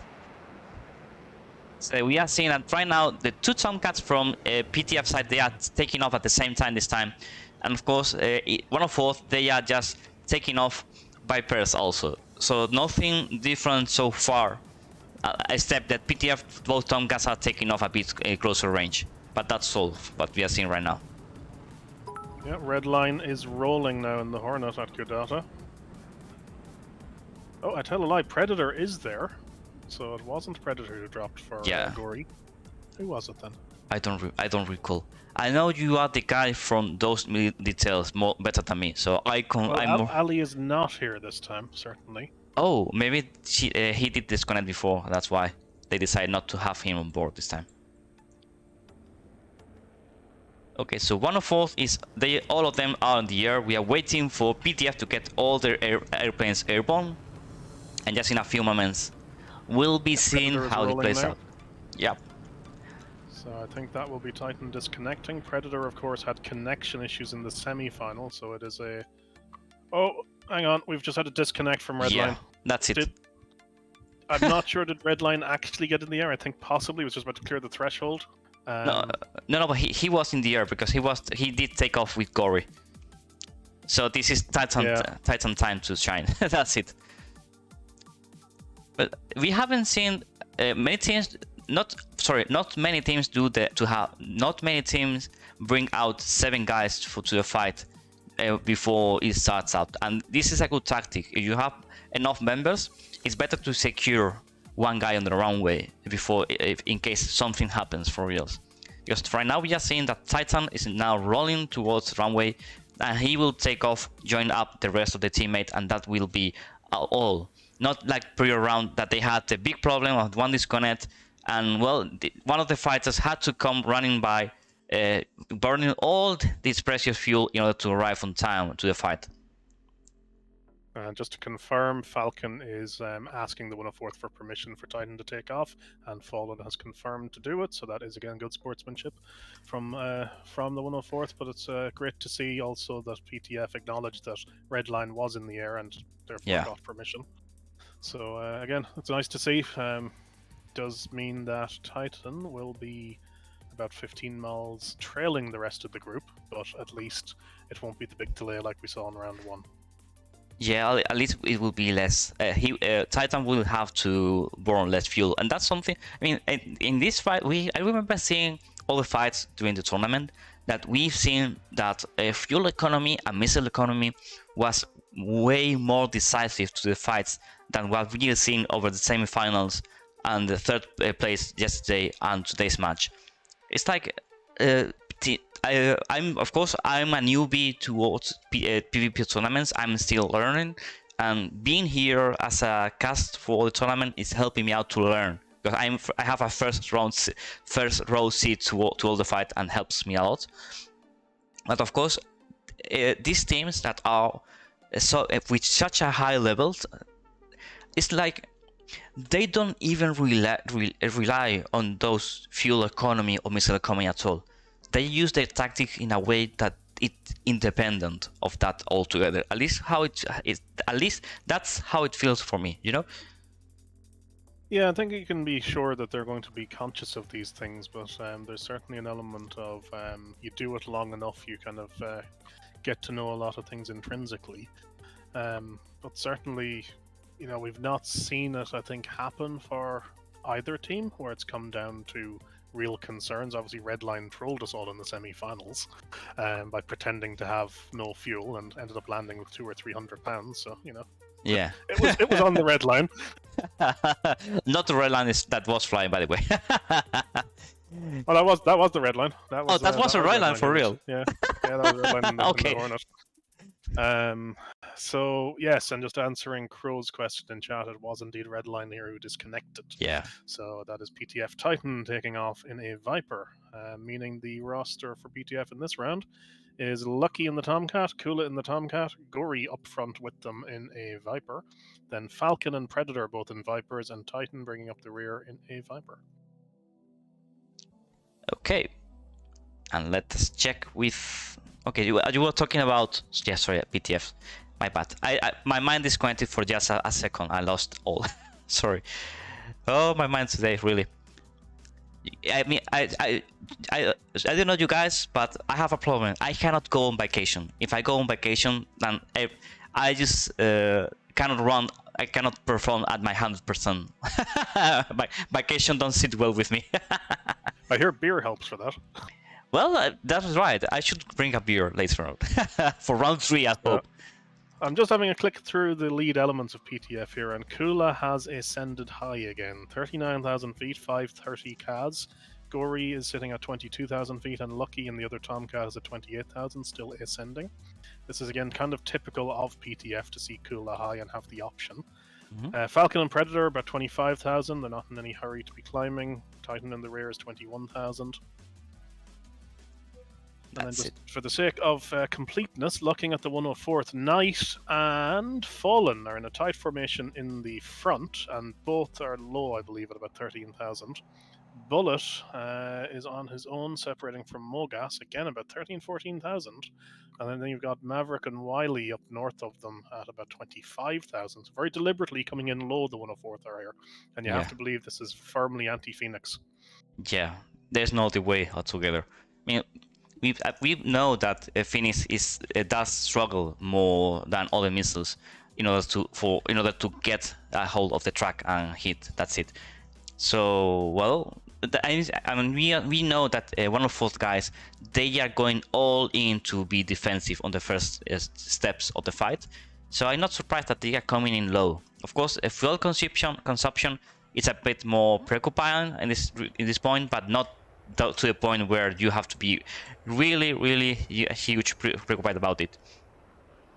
Okay, 104th. Both sides are in the bubble. Yep. Sorry, sir. No, I was going to say that 104th is starting to go for the standard tactic, just to go there and defend.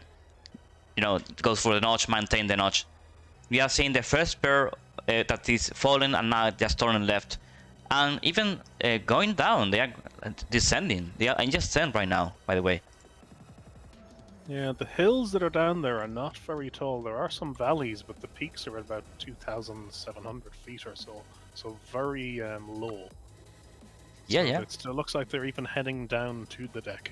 I see Fallen is passing below 3,700 now. That's it. Knight is 4,000 feet right now. So they are going to hack out the round, it seems, for reals. Yeah, interesting tactic. It's worked for them worked for them in the first round. Well, yeah, let's see how it plays out. I mean, of course, if they are down there all the time, that might be that they disappear entirely from the AWACS view, you know? So maybe that will mean that PTF will have to track the reins out and figure out using the radars where the heck are 104th right now. Yeah, 104th are grouping into a tactical blob, and just since you mentioned the AWACS, the AWACS is about 115 miles away from the 104th. So, you know, it's relatively clear line of sight. There's those hills in between. I mean, they might be playing to try and stay under those. If you look line of sight, there's the hills they were hiding behind in the first round at about 8,000 feet. Mm-hmm. It's hard to know. Yeah, have to know. I mean, we are seeing that PTF has decided not to go with the mountainous region that we were talking before, as we were saying. So these Coola has disconnected.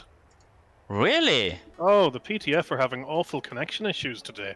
Yeah. This is huge. Coola and the Tomcat has been a big part of PTF's track record to date, and I was expecting to see a Phoenix within the next few seconds, given what happened previously. So PTF are now down to 5 aircraft, and only one of those is a Tomcat for them. Yeah, that's a big thing for reals. I mean, that's a huge problem when you are coming into the finals and you are having such many connection problems altogether. And it's a big pity, by the way. Huge. Yeah. Huge thing. Well, what did MacVision say altogether? I don't even understand that. Oh, talking about Gaelic football. It's an Irish sport. Oh, really? Sam is going back to Mayo. That's basically what he's saying. Okay, I didn't know. Sam is referring to Sam Maguire, the trophy for Gaelic football, the All-Ireland Senior Football Final. Okay. Coming up, Mayo are historically notorious for not winning it, so they had a big win over Dublin, I believe. Well, the more you know, for reals. Yes, back to DCS. yeah, we should. Sorry, guys, for the intermission. I'm very curious and I want to know. That's it. But we are seeing that 104 they have decided to break the standard formation. Now they are starting to push towards PTF. It seems that PTF had decided to play the 104th game, but they are not doing exactly the same. They've gone in a different road. They are not as a tactical blob, as a clumped up tactical blob as we've seen from 104 do. But right now, it seems that 104 had decided, okay, it's our time to go there and fight. At least that's how it looks for me. Yeah, I think this is probably actually helping PTF here, the fact that 104th are kind of charging towards them. You know, if they can get some Phoenixes out from Lucky into the middle of them and let the rest of the guys close in, this could yet get interesting. Falcon and Predator are still pretty close together. They're 25 miles from Fallen, just south of Bulls they are. It's nice to see PTF so close together. They're only 22 miles from one element to the other in the extremes, so they're in good supporting distance. 104th are further apart at about 27 miles. Last time, as we said, I think there was a much bigger spread between elements of PTF. Yeah. But, okay, first Phoenix from Lucky towards 104th lines. That's a 32 miles shot towards Wiley if it's tracking towards him. But I was thinking that 104th was going to push, but no. They did change altogether. They are playing the exact same game. They are baiting up PTF. They want them to come and wait their missiles. Yep, yeah. Here comes the notch now. So they've got to the point where they're saying, okay, now we're going to expect missiles. In fact, they probably saw that Phoenix launch. You can be sure all the eyes were looking for it. That's it. And in fact, it's not even tracking at all. Well, everybody's in the beam, so that'll just go over their heads. Yeah, of course.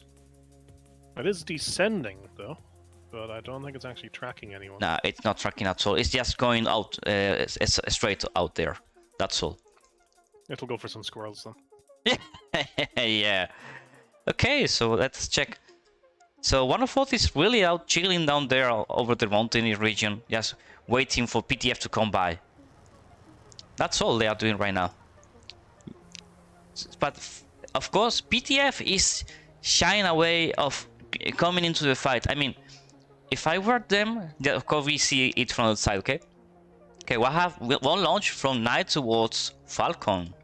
That's a strange launch. 16 miles out. That's not even going to reach out towards Falcon at all. Falcon is pretty slow here. Night was fast, I think, was slowing down, or actually speeding up now.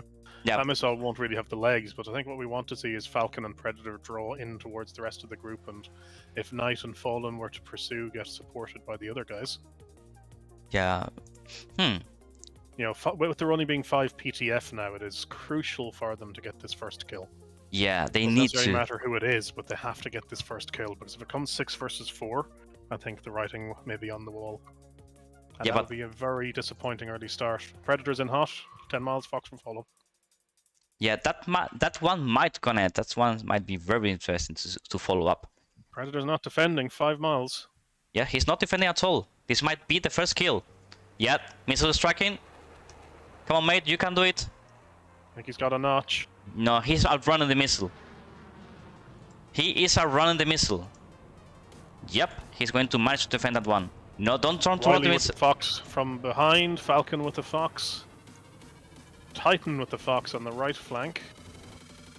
Okay, we're starting to get missiles being traded. Yeah, lots of missiles out together. That's what we want to see, guys. Missiles coming out left and right. Fallen also sending one missile towards Falcon right now. Predator on the seaside, just defending, chilling out there. Falcon is over the notch, trying. Oh no, it's turning out hot right now. Falcon might get killed by this one. No, he's managed. He's now going for the notch, trying to defend the missile launch. Okay. Northern area is chilling out right now. Titan there, just trying to defend one missile that's coming his way. But since that he's going to defend it without any kind of problem. Not that, but that missile is coming. Close. No, he managed to defend that one. Close one for reals. Close Phoenix one. from Lucky. Okay, well, okay, Lucky missile? No, he didn't launch anything at all. There's a Phoenix out. Really? I don't see it in my screen. It is currently 5 miles. Oh yeah, you are right. Bullseye. You're right. Second Phoenix from Lucky going towards Wiley and group. Yep, this one is not tracking though. And it's passing by Maverick, just shying away from it. Yeah, no look on the notch. I think it was on Bullet originally. Yeah, so a launch from Wiley towards Lucky right now, that's the 10-mile shot. Falcon towards Fallen, that's a 9-mile shot. Predator against Fallen against Predator, sending a missile at 10 miles. No, Fallen towards Falcon missile, that's a 10-mile shot. That's okay. We have Maverick with a double tap towards Titan. That was about 5 miles. I think Titan may be in trouble if he doesn't notch this. Yes, he's trying to defend, but he's having a that's it. Titan is down. Maverick claiming the first kill of the round, and that is 4 PTF left, 6 104th. We really have a tactical blob from 104th over the seaside right now. Yeah, we need some missiles in there. Gory is trying to keep at bay Maverick and Mugas on the northern area, but this turning out cold. Falcon is fighting solo against Wiley and falling there. He's not going to get killed for reals. Yeah, I think Falcon has overextended there into that tactical blob. Falcon is going to get killed. That's it. Falcon is dead. Oh, sorry, no, Falcon no. Yeah, we have to Falcon. Falcon is dead. Yeah, that's it. And that is 6 104th versus 3 PTF, I believe. So this is now looking very bad for PTF. It Their is. elements are just a little bit far apart. Phoenix on Knight may get him. No, but Maverick sending on 120 towards where? I don't even know where it's going. Yeah, towards Lucky. This tracking Lucky, it seems. Is this tracking Lucky? It's missing. It's missing? Yeah, it has missed. I think Maverick put Namram on a Phoenix. Looking at the track of that. It's possible. Phoenix heading towards Bullet at the moment. Okay, Predator sending 120 Mogas foxing on Maverick. That's it. No! Mogas? No. That's over his head. That's it. Okay, Predator and Wiley is changing missiles 5 miles out. That might be a hit towards Predator right now. Predator is trying to defend down there. Oh, he hits the treetop. Squirrels. That is PTF down to 2. Oh, this is not looking good at all for them. Unfortunately, this is the writing on the walls time. Wow, okay, Gory trying to defend there. He's trying to put Mogas down in a bad position. But this managed to defend. Gory there, defending too. Okay, this is not turning good. Well, okay, Gory might get killed. That's it, Gory get killed. And Lucky will follow momentarily, I believe. Yeah, that's it. This is by 2 Amrams here. That's going to be for PTF, it seems. So right now, Lucky is being trailed, but all 1, 2, 3, 4, 5, 6 104th members. Well, this is going to be a tight spot when Lucky is running out of luck just with 1-9 mic out there to kill all 104th team members. So not a good situation to be there. No, it's just a matter of time now, and I think all the 104th recognize it. Question will be whether Lucky can take anyone with him. They're 92 miles to Godada. Yeah, but it seems that he's trying to outrun them to make space for him to turn out back and do something, at least take someone down. That's what I think he's trying to do. I mean, in this situation, probably trying to run for hills and use some hills to recommit, but to be honest, it's very limited options at this point. You've got Mogas 4 miles behind, you've got Fallen 6 miles behind. Yeah, I mean... Mogas has a lot of energy, that's about 860 knots, has fired at about 4 miles. This will have legs. But you know, the 14 always... Oh, no, it's tracking. It is tracking there, and Lucky is turning right now. This might be the kill shot. This is going to be the kill shot, guys. That's it, the kill. No. Okay, it did hit, but did not kill. So we are still We are still live there, guys. Yep, the Tomcat is a Panzer. Well, I think it did not hit in this CS code, you know. Well, here comes some Amrams to make sure. Well, you have 1, 2, that's it. Now that's a kill. That's a kill. That's it, guys. Maverick claiming that final kill. Well, we've seen Maverick really doing a good job altogether over this tournament, for reals. Yes, as we said in the pregame, had 12 kills across TACT coming into tonight's match, and sadly I was not keeping track of kills in the first round, so I don't have it to hand. We'll see in Tacview later. But in this round, Maverick killed Titan, Wiley killed Falcon, I'm just going through the messages, Mogas killed Gory, and then Maverick killed Lucky. And I think Predator may have killed himself. Yeah, the Squirrels claimed Predator, and Disconnect killed 𝐋𝐒. So it's a big pity for PTF, really. I mean, they've managed. They've managed to arrive towards the last of the finals, and they deserved to have a proper fight. As in, no disconnect, no problem whatsoever. They really deserve it. and it's a pity that we are we haven't had the opportunity to see it from them to be playing on top of their performance. That's a big pity for this tournament for reals. Agreed. Yeah, I mean, in both rounds, there were disconnects. You know, they got a reconnect in the first one. Sadly, it was too far into the round for anything to happen in the second, and it's just really unfortunate because you know it puts all your plans and everything off right at the get-go. And it Yeah. puts you at a disadvantage. You know, if it's 6v6, you can afford to lose the first aircraft in the fight. But when you're 5v6, you've got to get that next kill. Because 4v6 is just so much harder to come back from. It is for sure. Well, now, of course, we shouldn't take anything away from the 104th here because they have played both rounds exceptionally well. You know, that first one, they just played their game and drew PTF in and then just, again, flipped the switch and exploded with aggression. This time, kind of stayed cautious for a while and then just came in. And very quickly, again, all those kills happened.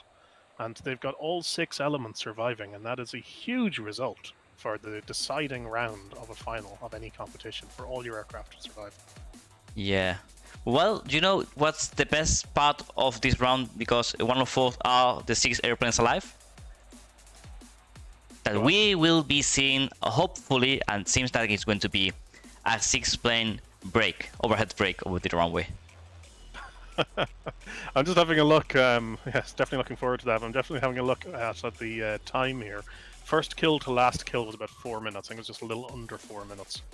So again, very short aggression of the rounds like we've seen from the 104th across the tournament.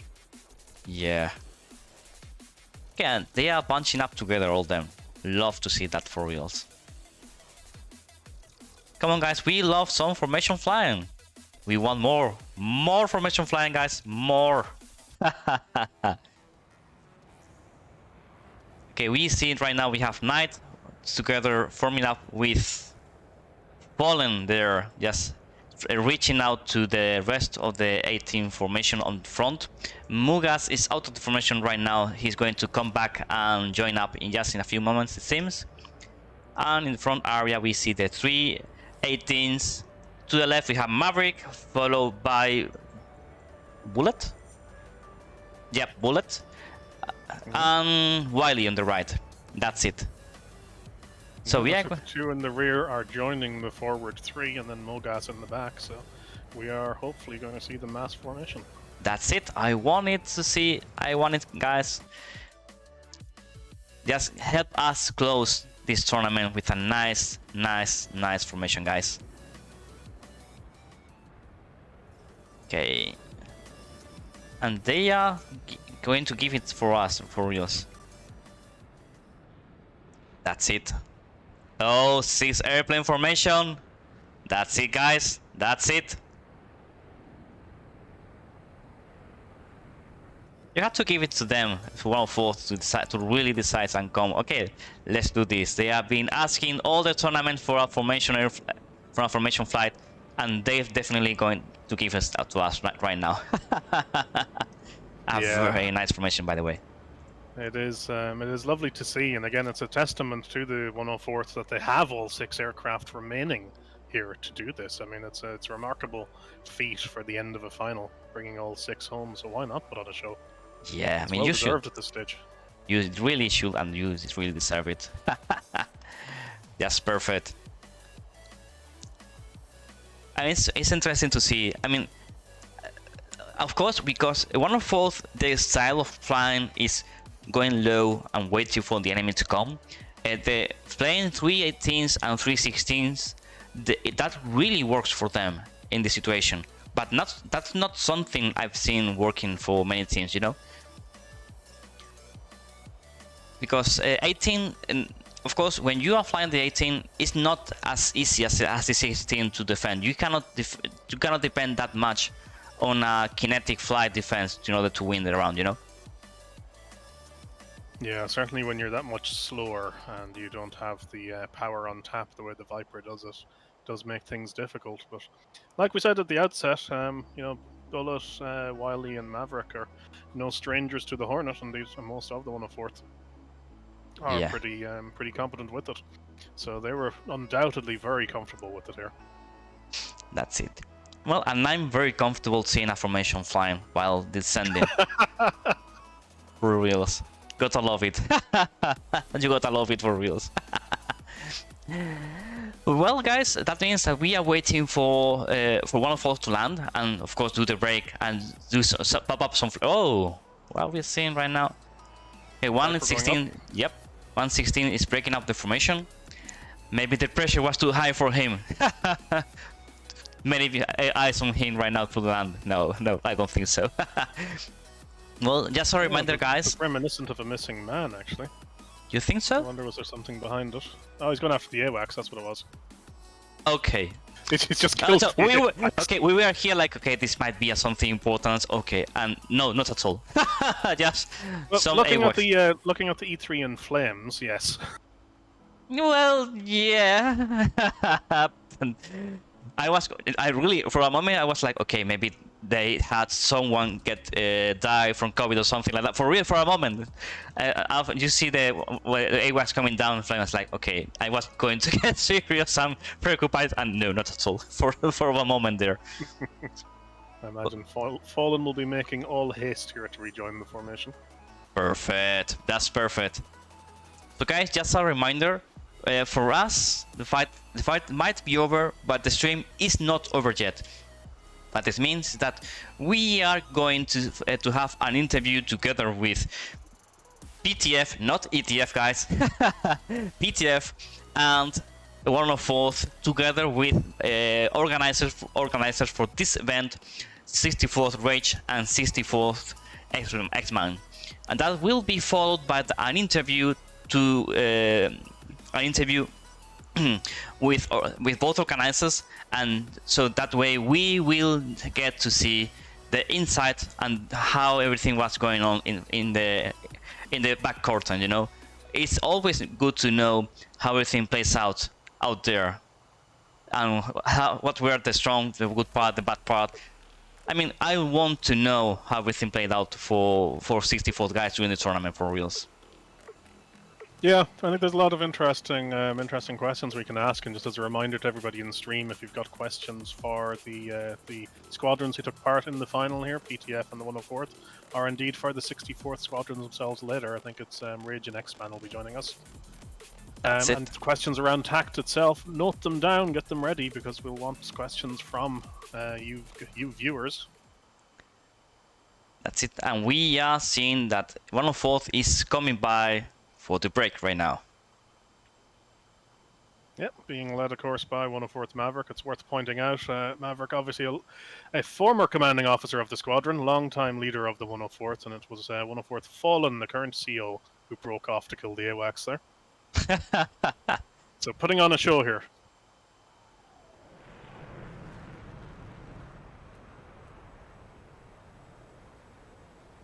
That's it. Going for the break. All the airplanes there. Perfect. Give me some more flare, guys. More flares. Come on. I think you missed your calling in life, Deliberator. You're clearly meant as a director. Sorry, what? You're meant as a director. Yes. Directing actors, you know. Well, yeah. Well, I think that was my calling on my life, but I miss it out sometime on the past, you know. Nah. Okay, let us reposition the camera so we can enjoy the landing for 104th. So they declare the win on the TACT21 finals. Because, guys, this is the end of the fight for first TACT21 tournament. A huge shout out for 64th to organize this tournament for us guys, for all of us to enjoy. Not only you viewers, not only the tournaments, but also for us streamers who had decided to come by and they've allowed us to have some huge fun with this tournament. And with Mavericks landing, this is a win declared for 1/4 Phoenix VF. I don't even recall. I don't even Virtual Fighter Bomber Squadron, VFBS. And that's why you have to get a Titanfire on your live so he can clutch in and save the stream for you guys. I try. Yeah, you do, for yes, you do. Okay, gents, and of course we will be going for a brief pause, but remember, yesterday we had insight on what's going to come for next tournament, and if both 64th guys, be it X-Man and Rage, agree, we will be poking them on how that's going to be and more information. So guys, please get your question ready. We will be going to a brief pause, wait for both teams to get out of the server, and start an interview with both 104th, PTF, and have Rage and X-Man on board for it. So guys, stay tuned and see you back in a bit. There it is, 5-degree pitch.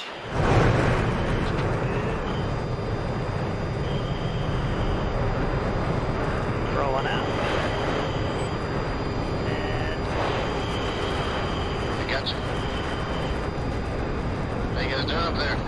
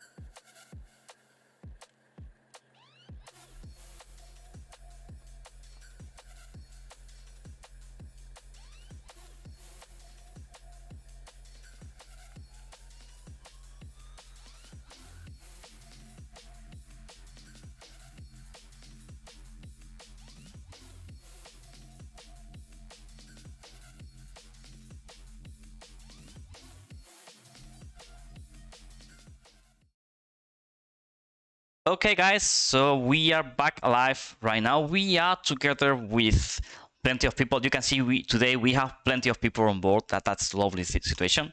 So from left to right we have 104th Fallen. Please say hi. Hey guys. Maverick over there. Hey everybody. Rage. Hey guys. X-Man. Hello. Gory from PTF. Hello guys.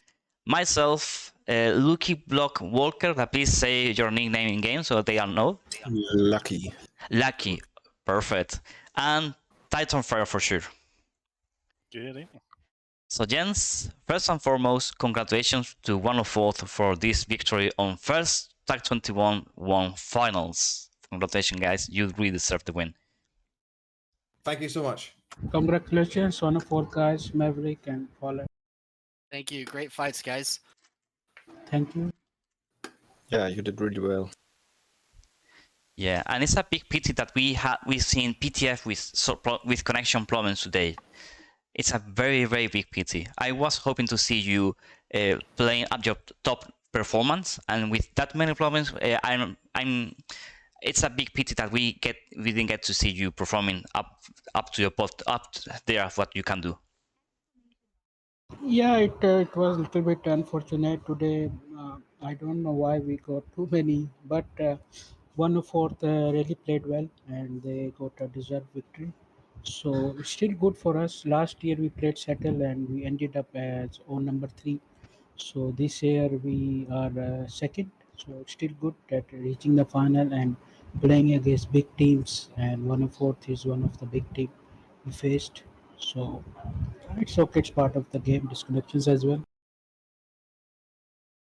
Okay, so guys, first question, first for 104th, afterwards for PTF.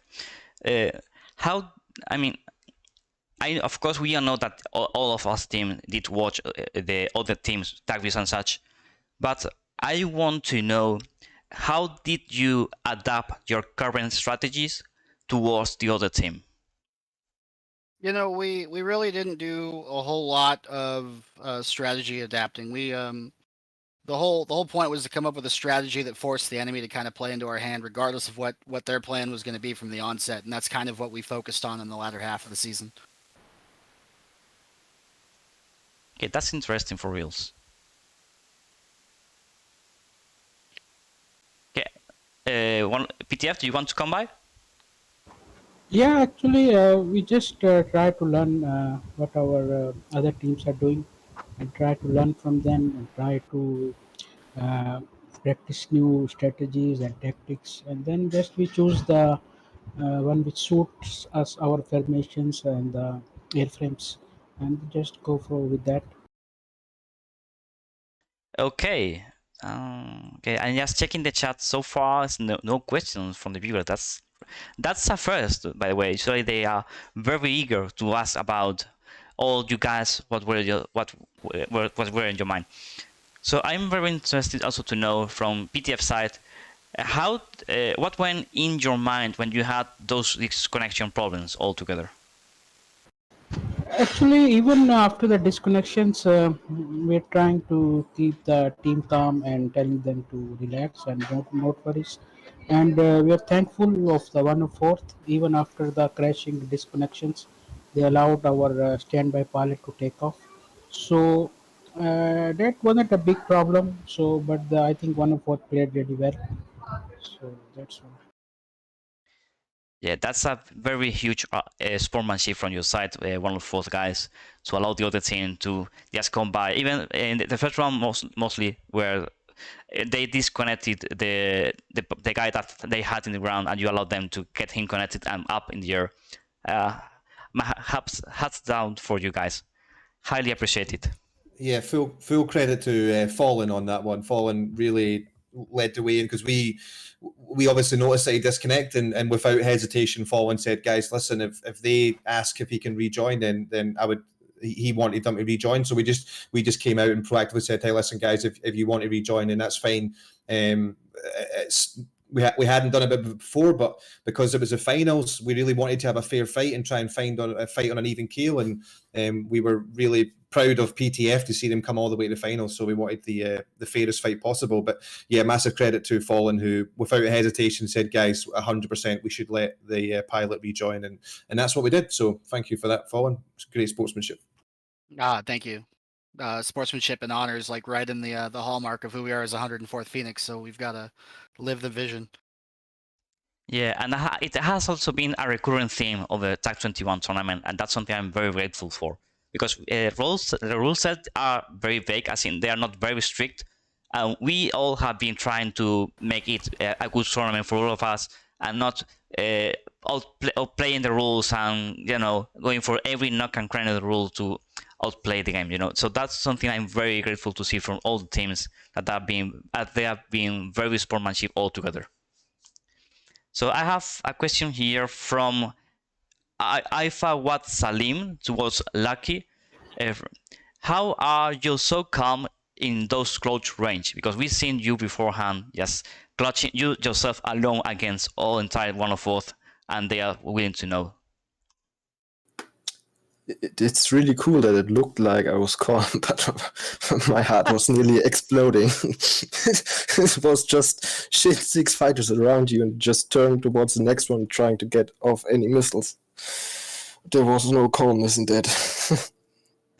Maybe muscle memory helped me there. I don't know.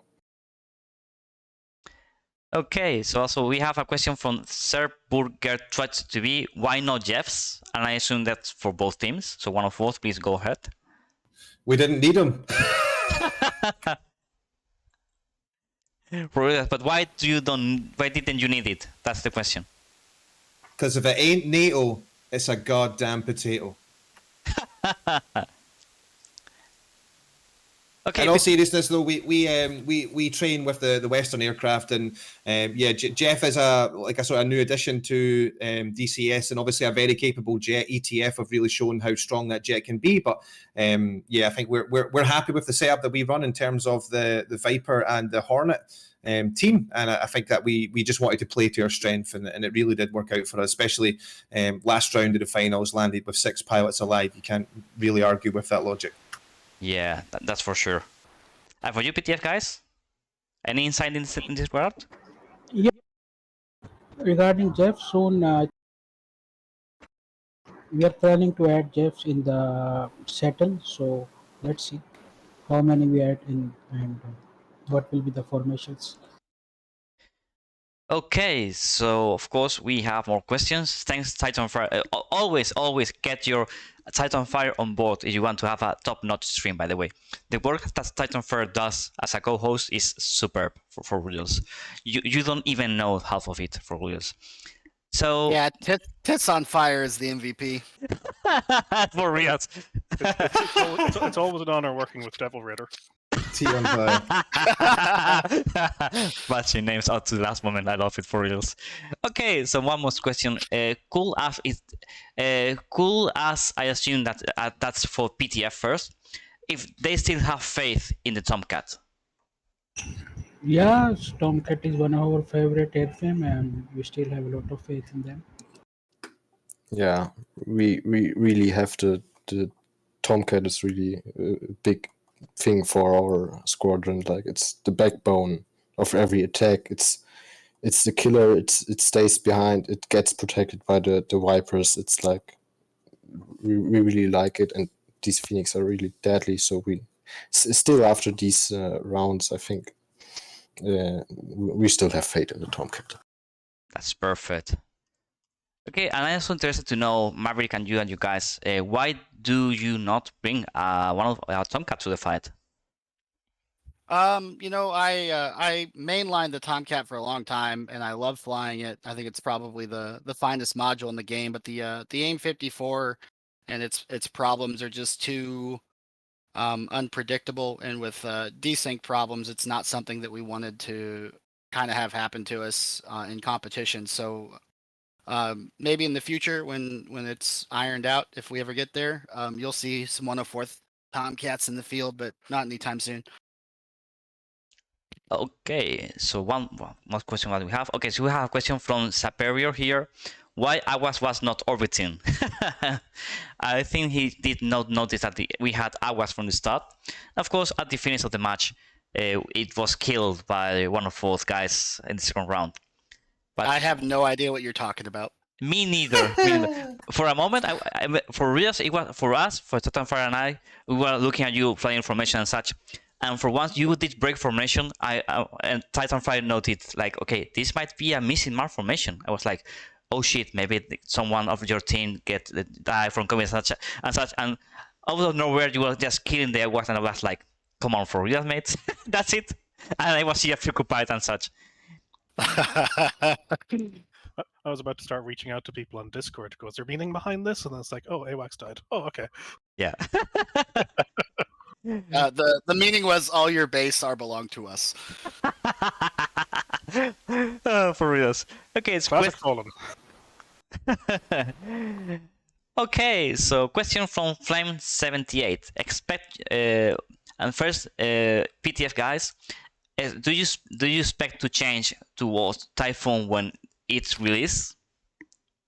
Not totally change, but definitely we will add the Typhoon in our formation. And you guys, 104th? We're definitely basically gonna going to be we're going to be a Typhoon squadron, basically. Yeah. I think some of our guys are kind of hoping that Razbam are going to do a good job on the Strike Eagle. Obviously, that's quite an enigmatic aircraft throughout the community, and there's a lot of love for that. But no, you can probably expect to see a full complement of Eurofighters from the 104th. It's going to be something special. We're really, really looking forward to that aircraft. Okay, so I mean, I think we all are expecting to have the the Typhoon back into the game, well, injected into the game, and see how it goes. It's going to be a huge change altogether for what we are used to fight and what we are used to see on the PvP servers altogether. Okay, gents. So of course, I would love. What time is this? Okay. I would love to hear also any questions that 104th has for PTF or 104th, and we will close that up, followed by a question from 64th to you guys, and Titan 5 if he has any.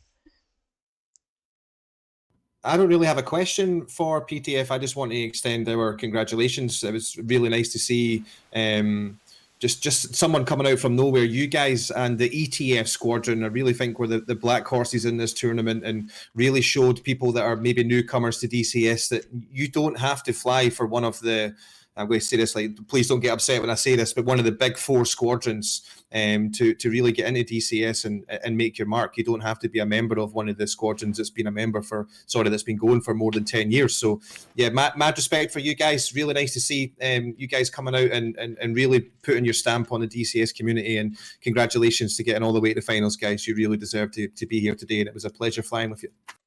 Yeah, thank you very much. I have a question from Maverick. Yeah. That why you didn't choose to stream today instead of flying? Sorry, bro. I wanted to be in the middle rather than sitting watching, man. I had a great time as well. Thank you. Okay. Okay, gents. So for Rage, Iceman, do you want to bring something to the conversation, mates? I don't have any questions, but I just want, like the previous speakers as well, congratulate both the 104th for the win today, but also to the PTF for getting this far and competing in the finals. It's a really good effort from you guys. But yeah, congrats to the 104th. You guys did an awesome job, and it's good to see you back on the competitive scene. You've been a little bit on a hiatus during SATL 2020, so it's really good to have you back, and in such a strong manner as well. Thanks, man. It's good to be here. I know a lot of people thought that that we were maybe down and out, and I don't mean to be too salty about it, but I know there's some people out there that thought that we could only fly FC3 jets and we weren't good enough to fly full fidelity stuff. So I think, yeah, coming out and winning, as far as I am aware, this is the first proper full fidelity air-to-air PvP competition, and to win it is just something I'm so proud to be a part of the squadron and proud of everybody. And yeah, we really did come together as a family and worked very hard to get this victory today. So this one goes out to everybody in the 104 squadron, not just the guys that you've seen flying today. Okay, so it seems that a question from the chat, there are not many more. I've been answering some of the small questions over the chat so far. So Tits on Fire, do you want to bring something out to the conversation? Really just to echo what everybody's been saying already. I think it's, first off, massive congratulations 104th. You guys have been storming throughout the competition, as we talked about in the pre-game. Hopefully you'll go back and have have a little look at and feck off Maverick. Poking fun there. All in good spirit. It's fine.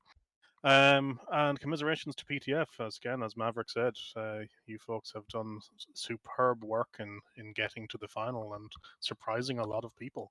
You know, as you said, Maverick, that the big four squadrons, I mean, these guys here in PTF have beat SF and beat TAW on the way to the final. I mean, it's an incredible achievement.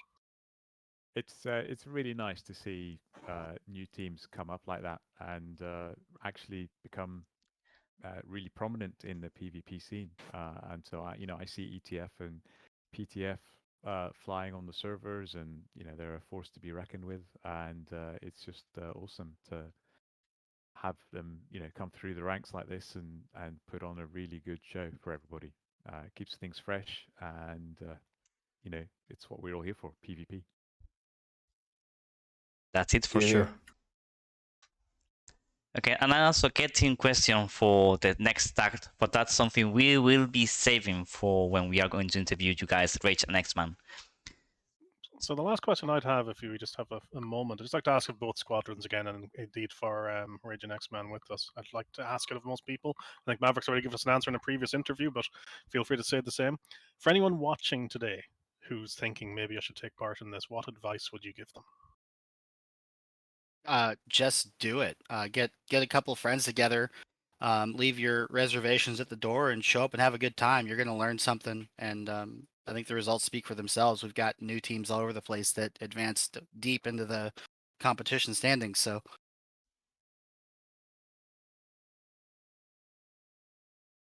Okay, so you want to bring something to the table, PTF guys? Yeah, guys, I think it was a very, very good tournament and very well organized by the 64th. We are thankful to be a part of such a tournament and reached up to the final. So thanks 64th for that. They done a lot of effort and organized it very well, and it was a really good tournament to fly in and compete in. And thanks 104th for all the good comments. Thank you.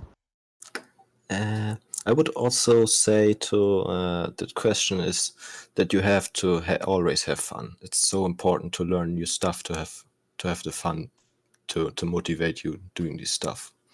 It's really important. Yeah, for sure. I mean, that's the spirit of just this is a game overall. I mean, it's a simulation game and such, but this is a game overall, and you have to have fun in it. If not, we are just all of us wasting our time, and that's something we don't have that many, that much, I'm afraid. So I totally agree with that, because no one's getting rich. I mean, maybe you guys are. I don't know anything about streaming, but not to be for sure. No one's making a fortune. No one's getting rich. No one's losing their house. It's a game. It's fun. Enjoy it. Enjoy the competitiveness, but just make sure you're having fun. Don't take it super duper seriously.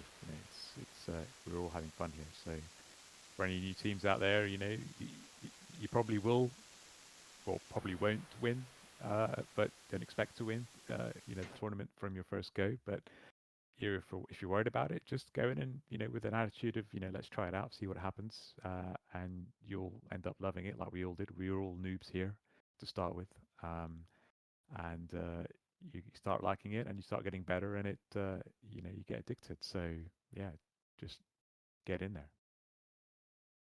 Yeah, that's what it is. There's nothing more. You have to get in, get your ass kicked, as we this with WGET.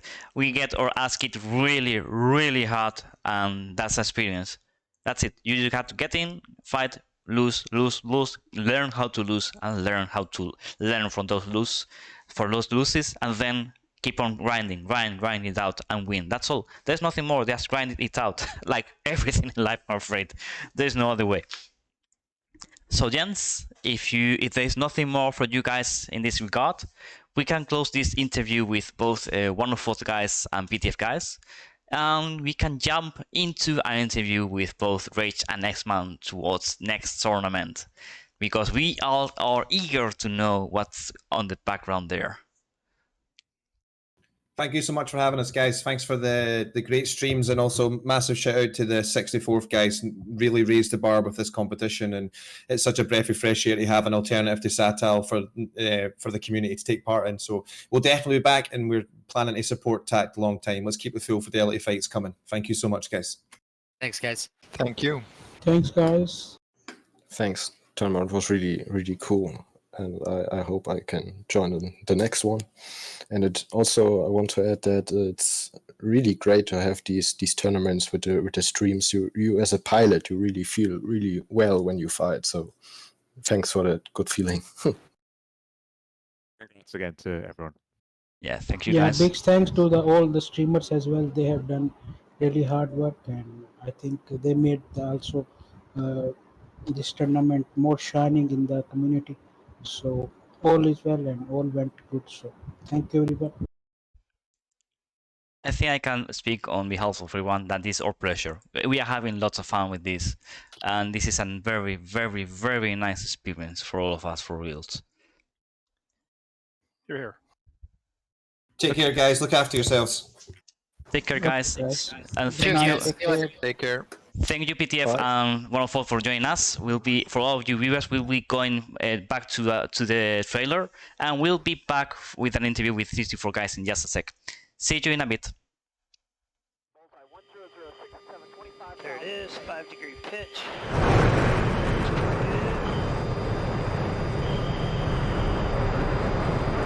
Rolling out. And I got you. How you guys doing up there?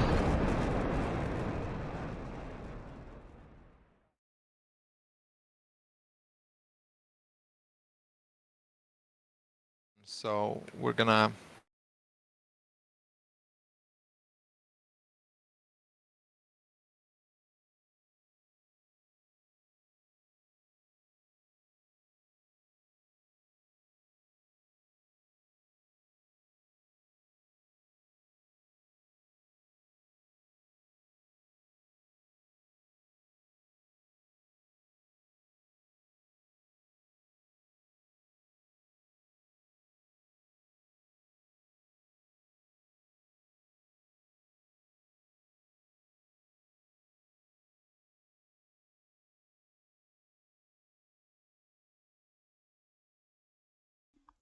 Okay, guys, we are back once again. This time we are alone with 64 Rage. Please say hi once again. Hello. And together also with 64 X-Man. hello. And of course, Tits on Fire once again. I had to do it for you. Okay, so guys, we all know that we all have burning questions, as in what's going on for the next tournament. We've seen that the trailer just a moment ago about the next stat, but we've seen 6 airplanes flying in formation and 2 more joining up to the 16-1 formation. So that does it mean that we are going to have for reals an 8 against 8 TACT21-2? Yeah, it's pretty much out there, so we can pretty much confirm that yes, we're gonna try and host the 8 versus 8 TACT in the coming months. We haven't still decided on timetable yet, so I'm not gonna give any definite start date or anything, but we're planning on it for the coming months, or to begin in the coming months. Well, that's something for sure. I mean, we all are eager to get into the new TACT21 tournament. So Yeah, basically, sorry, yeah, go ahead, Rich. I was just going to say, I think we need a little bit of a break from the current TACT, so everyone can have a little bit of a rest, and it's sort of mid-August, so it's summer holidays and stuff. But we'll take a few weeks off, and then you'll be hearing a lot more about TACT21-2, and we definitely want to get it going, in the fall, so that it's all wrapped up and finished, hopefully before December and Christmas and stuff. So yeah, soon. Soon.tm. So we will say in 2 more weeks. That's it. Yeah, 2 weeks ED time. Pretty much. Well, let's hope that it's not ED time. That's more or less like 2 years. So I hope that is going to be around 2 months, more or less, at least. Yeah. Okay, so question from Conquer4. Is there plans to change the rule about landing mid-fight, sorry, for next tournament? Landing. As in landing like, in the opposite airbase. I think we're gonna stick with the current landing rules. We think like historically it's been mostly you go in and fight and you RTB, and it's kind of promoting a defensive stance, because if you go and attack the other side of the bubble, you're actually at the disadvantage when the fuel games start to matter. But if you're landing at the enemy airbase, you're actually promoting aggression, so you want to push the other team closer to their starting position, because that's a shorter RTB for you. So that's kind of the reason why we've added that, and I feel it's been a good addition compared to previous tournaments, where it's kind of promoted a more defensive stance. If it's a question of landing mid-fight, I don't think we're gonna touch the one sortie rule.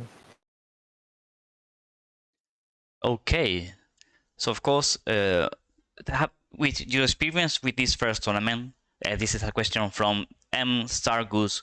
What rules change do you think you are going to are recommended? As I interpret that as in, what rule change do you think are going to be made, as for at the top of your head? I think top of the head, probably. Sorry, X. We have to. Yeah, go ahead. I think we're going to get some feedback first of all from the squads that flew in it about what they think went well, what didn't go well, what they prefer to change, and so on. But like a general principle we've had in TACT is to keep things simple. So generally we try and avoid super complicated loadout restrictions and balancing acts and stuff like that. That's our sort of general principle. So I can't tell you exactly what's going to be happening in 21-2, but the principle is we try and keep things relatively simple, at least with like payload and loadouts and stuff. Would you add anything to that, X?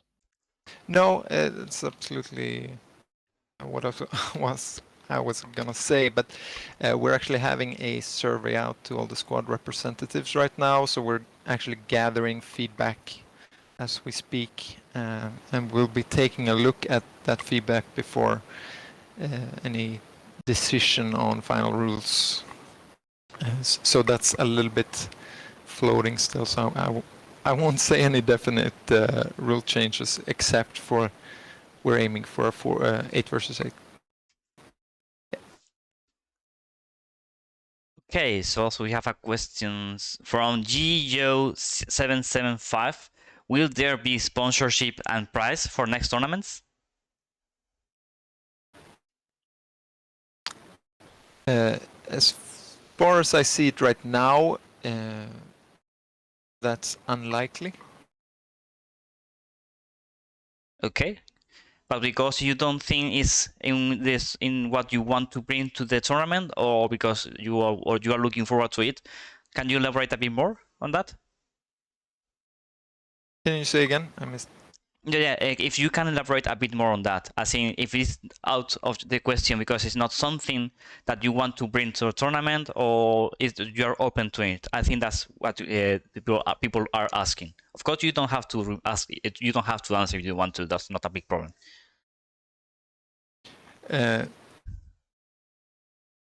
We're open for it to some degree, but we want to avoid having like prizes for the actual tournaments, Now, if we have some kind of sponsor for drawing prizes or whatever for different things, that's one thing. But in terms of, we want to keep TACT as casual as we have had it so far, and bringing in a lot of physical or monetary prizes is actually a little bit detrimental to the casualness of the tournament, because then people start taking it a little bit more serious, and you have actually something to win, and that can also increase the likelihood of people doing bad stuff to get to that prize. We want to keep it casual. So I'm not seeing any winning prizes for the teams, but maybe some, drawing some module or whatever. But Yeah, I see it as unlikely right now, for the next one at least. like I said before, it's relatively, we do it for fun. I don't think, we had 2017 sign up, and we were explicitly saying there are going to be no prizes. So I don't think people do it for prizes or money or that kind of stuff. I think it's just for fun and to find out who's the best, and I think that counts for more than anything, I guess. So we've never really tried to chase sponsors and prizes, because it actually complicates things as well. And again, going back to one of my principles before, it was keep things simple. So yeah, we're not really actively looking for prizes, I suppose. Okay, jump in there for a second with an observation. One of the strengths of TACT, from my point of view, as being a fairly kind of neutral party, just covering the events and whatnot, I think the big strength of it has been that it's getting the community together, and we're seeing squadrons come in and take part who never have before, or who have been spun up for the event, and I think that's everything you guys are saying there makes complete sense, that the ethos of TACT, is something refreshing to the community. That's it. I mean, that's why us, 3CW, as a new team, as a new community and such, decided to get into it, because it was a good sportsmanship. Let's have fun.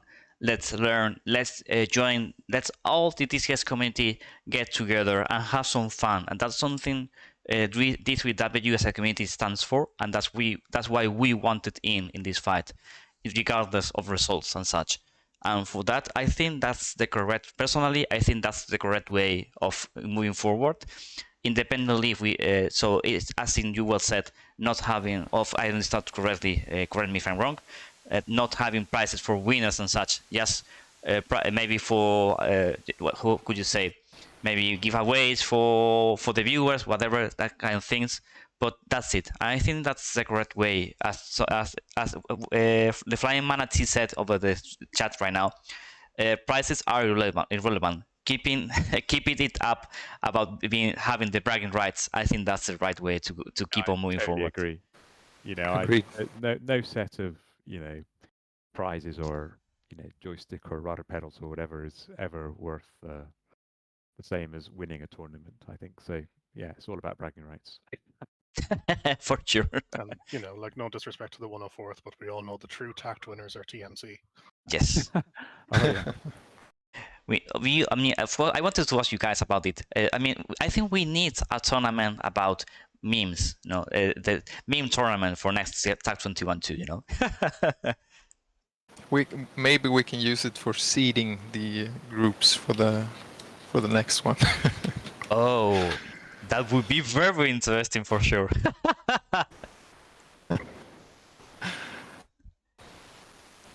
But well, in a more serious note, guys, we all know what we all of us streamers, all of us participants, all of the viewers know what we've seen on the matches and such, but no one knows what is behind organizing a tournament like this one. So, guys, could you tell us a bit of what goes up behind the scenes? From the start to what is making it behind the scenes. Yes. It's basically me and Rage mostly, just shooting from the hip and hoping it works. No, we're being backed by the whole 64th, but I think most of the admin stuff is done by me and Rage. And we just, we have a a long experience of the tournament. Back in the 51st, we actually created SATAC. You can find the original post on ED being posted by me. And so we've hosted several, and there's always been like different different main organizers. So I think Rage did one, and I did the first, which fizzled out, unfortunately. But so we have a long experience of seeing what works and what doesn't work, and we've kind of we've always looked at, you know, improving or increasing the numbers. So we started off with doing a 6 versus 6 back in 2013 or 14 or something, SATAC. And it's been going a little bit, there's been a lot of matches, 6 versus 6, 4 versus 4, and we've always like dreamt of taking it a notch higher, and that's pretty much what we're doing now with 8 versus 8. I think the community is ready for it, and so that's pretty much what we're aiming for now. In terms of what we're doing behind the scenes, I'm not sure. Do you want to say anything about that? I think the prep is the key. So you know, you've got to have a well thought through tournament. You've got to think of the rules. You've got to take advice from other squads and squad leads about, you know, where to take things. You've got to get the missions ready. Yeah, you've got to make sure they're updated. And it's just about the smooth running of things, so not leaving things to the last minute. And I think that's where X is really good, because he's really sort of methodical and systematic, and so, you know, things run smoothly. And once you've got that system in place, then actually you can just hand it off to the teams, which is what we've done this year. So the teams control the server, they control the missions, they liaise with the streamers, and once we've actually put all that groundwork in, there's not a huge amount for us to do anymore. So that makes things running it easier. And I think for the most part, it's run really smoothly. You know, we started off this tournament not knowing whether we would have any streamers for sure, and we've ended up having, I think, every single match streamed live, which is amazing, actually. So that's really been awesome. And that in part is due to the streamers as well, making the tournament their own. They've injected their own personalities into it, made the thing their own, and the streamers have really made the success of it, more than we imagined, actually. So definitely. Yeah. So I think in terms of setting something like this up, I think you have to have a clear vision, and you have to be methodical and systematic, and be really well organized, and then hopefully it runs smoothly. And you know, I have to shout out to the teams as well, because they've, you know, we've told them, look, we're not going to write the encyclopedia of the Wikipedia of tournament rules. Like just fly as you expect to fly it. And we've been deliberately somewhat vague about some of the rule sets, because we just want teams to fly, you know, honorably. And that's what they've all done. So, you know, it hasn't been that hard to police, because we've not had to police it. The teams have taken it upon themselves to have good matches, and that's what we've seen. Yeah, it's been amazing. You know, you always prepare for conflicts and stuff. That, okay, what if we do this? What will that happen in a match? And you know, none of the worst case scenarios have come to fruition. So we're really happy with everyone taking it, you know, casually. It's the hobby, right? So there's not much stake in it really, and everyone has been serious about it and taking it seriously. So we're more than happy, you know, with how it turned out, and no major drama or stuff like that. So a little drama's good, just to keep things interesting, but no major drama. No. Yeah. Well, that's something. I mean, I think we call. Titanfire should say the name correctly. I mean, at least I can tell from my side for sure that for me, I'm pretty sure for all of us streamers, it has been a great pleasure being capable of streaming. And what you said, okay, of course, you did the groundwork for everything, and of course, we make it our own. I mean, Titanfire and I, we've been working together closely since I started streaming.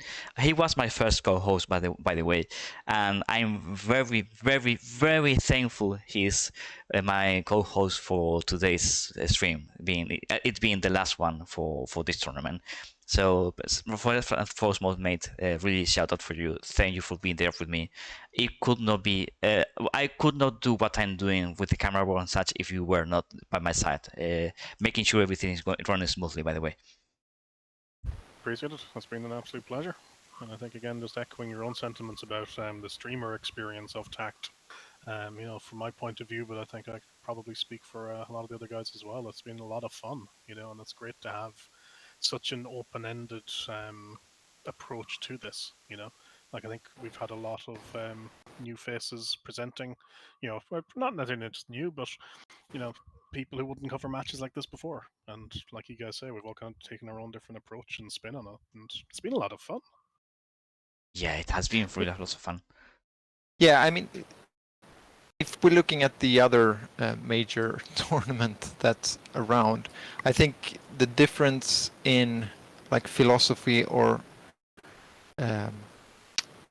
reason to do it is a little different between Tact and Seccond. In Seccond, it's basically a streamer wanting to stream, setting up a tournament, and just having people be enjoyed by the stream, and also trying to satisfy the players. We've kind of taken the other approach where me and Rage is basically we're living under a rock in Stone Age when it comes to streaming. We have no idea how you guys do things, but we kind of approach the tournament from the point of view of the player, right? So, which is why, like Rage said, we didn't even know if anyone wanted to stream this thing initially. We had hopes for it, and we also prefer the old Seccond where it's live streamed, because we feel it's a better dynamic when it's live streamed than when it's not. So I think Seccond and Tact is coming from two different angles, and I do enjoy the diversity of streamers in Tact, that we can bring in several and have everything live streamed instead of replays. And you know, we're so thankful for all you guys that have, like Rage said, made the tournament your own, and you guys are cooperating and improving yourself as you go, and it's just been great to see the development on the streaming side as well, completely independent on me and Rage or any of the 64th. So it's really great to see from our point of view how well that's been. Before I forget as well, I'm going to shout out to LA West and 64th Jumper, because that TACT21-1 video is amazing. I've seen it like 1,000 times, and I still watch it every time it comes on. I just love it. Yeah. So great work from LA West. That's a really good promo. That video trailer. I mean, for reals, I was very grateful when us streamer got given that 21 trailer made by LA West and the other videos for transition that the crew gave us. That was a godsend for reals. For reals, you don't believe how much it has helped us for reals. So thank you for making all that groundwork for us. You wouldn't believe how helpful it is. So, well, I think we are mostly it, but what I want to, at least my part of the questions, I want to round it up as in, did you expect TACT21-1 to have the winner we had today? or which team you were rooting or thinking would win this first tournament? 64th. I'm not sure. I felt it was quite open in terms of the top teams. That's just, I'm not super surprised of the playoffs, but I'm probably going to leave it at that.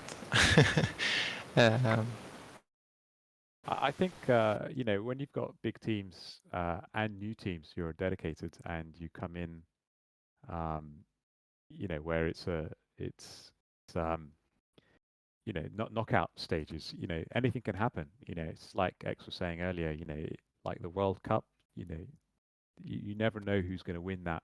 You know, World Cup in football. Yeah, it's, you've got favourites, but you know, upsets happen, and it's always, I think it's always open. You know, all it takes is a couple of lousy rounds and you're out, or a couple of really good rounds and suddenly, you know, you're through to the final. So it's always open, and that's the fun thing. And the kind of principle as well with behind TACT is we want to, you know, we want to change things up a little bit between TACTs, and we want to keep running them. So, you know, if you don't win, if you get knocked out of this TACT, that's cool. You know, you give it a little while and train again, and then you've got another TACT coming up soon, and you know, and then one after that, and one after that, and you know, it's much more flexible to the teams. And if you win, you win, awesome. If you get knocked out, you've got a, you know, good chance again shortly after. So it suits everyone, I think. Can I ask you guys, are you surprised by how successful TACT21-1 has been? Yes. We couldn't dream of 27 teams. It actually caused a little bit of an issue for us in terms of the planning and timetable, because we wanted to run it within 2 months, and we ended up forcing it to 2.5 months. And preferably we wanted even more because the group stage was a little bit short. But the amount of teams and our initial planning kind of forced us to that kind of tight group stage. But yeah, we're absolutely overwhelmed by the popularity in most aspects, like participating teams, streamers, viewers. I think it's going to be key for the next one to try. I mean, I guess it depends on how many teams sign up and so on, but we should try and get more matches in the group stage somehow, so that you know, even if you are knocked out in the knockout stages, or you don't make it that far, you've at least got your sort of money's worth of matches that you've flown. Yeah, that sounds like. Oh, Jules. Thank you, mate. Do you have any reservations about TACT21-2 and 8v8, and that it might discourage some squadrons? I think that's a really good question. You know, you kind of have to sometimes push the limit a little bit and see what's feasible.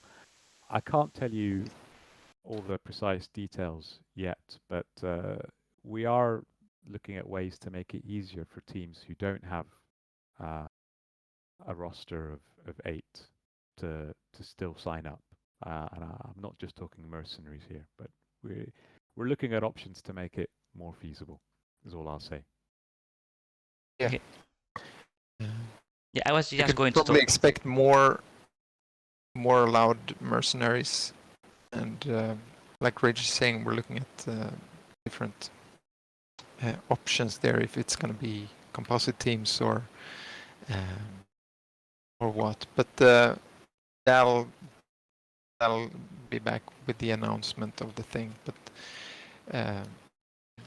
hope smaller teams shouldn't be totally discouraged. We're trying to get them in certain ways, but we'll see how it goes. And like Rage is saying, it's a little bit of a chance. We think the community is kind of ready for it. It's been, I don't know, almost 10 years since the first SATAC, and you know, it's time to try something out of our comfort zone.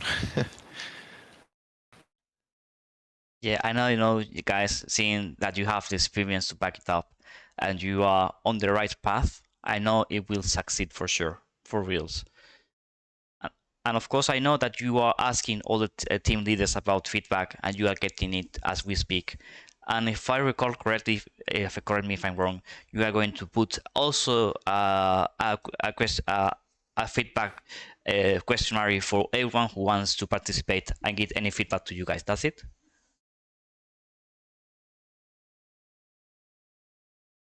You there, mates? Can you repeat? Yes, sorry. It's okay. Yeah, we've sent a questionnaire out to the squad reps, squad leads, and then we'll send another one out to sort of a more open-ended one for a general one. But it's just to get a feel for what everyone thinks. Yeah. So currently the squad reps have a survey, which they are answering anonymously, and we want to have preferably one answer per squad. And after those are submitted in a week, we'll post like a public one where everyone can pitch in. We want to have it separately so that like large squadrons don't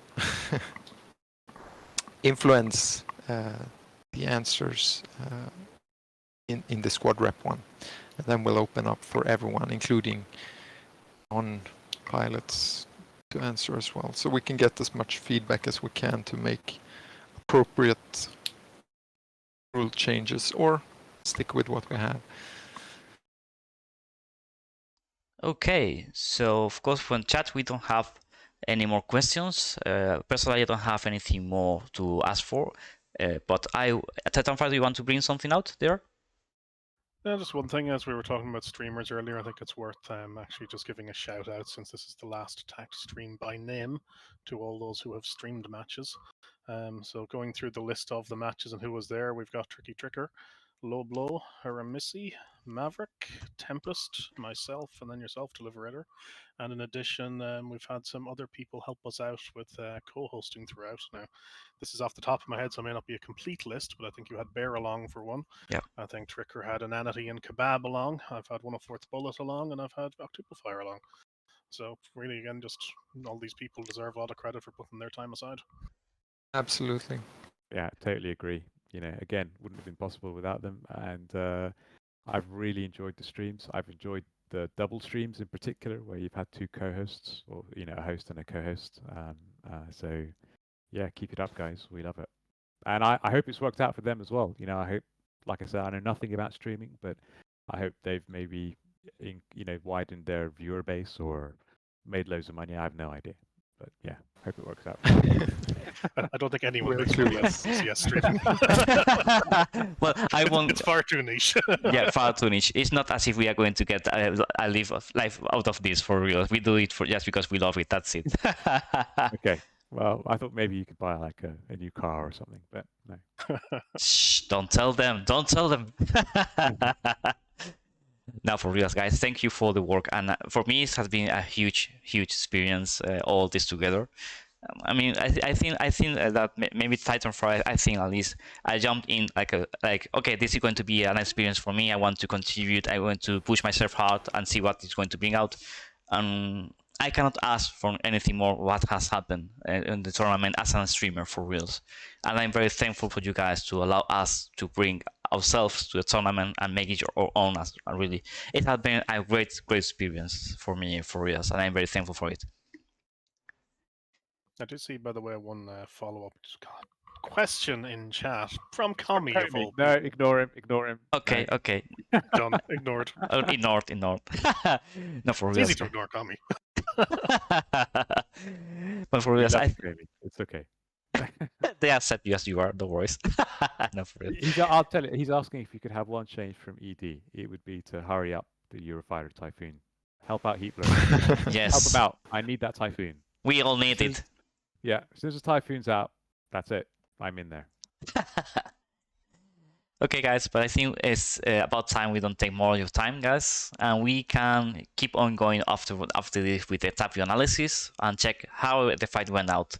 But guys, first and foremost, for you both, Rage and Nextman, congratulations, really huge congratulations for the work done for this TACT21 tournament. It has been a huge success, and I know that you will make the second installment of this tournament even better than this one for all of us to enjoy. Thanks, guys. You know, Thank love you. having you, and we'll see you in the next one. Cheers, folks. Sure do. Cheers. See you guys. See you guys. Bye. And for you viewers, stay tuned. We'll be going for a Tacview analysis, so stay tuned. We'll be back in just one moment, as in the time I get the Tacview ready. See you in just a second, gents. Stay tuned.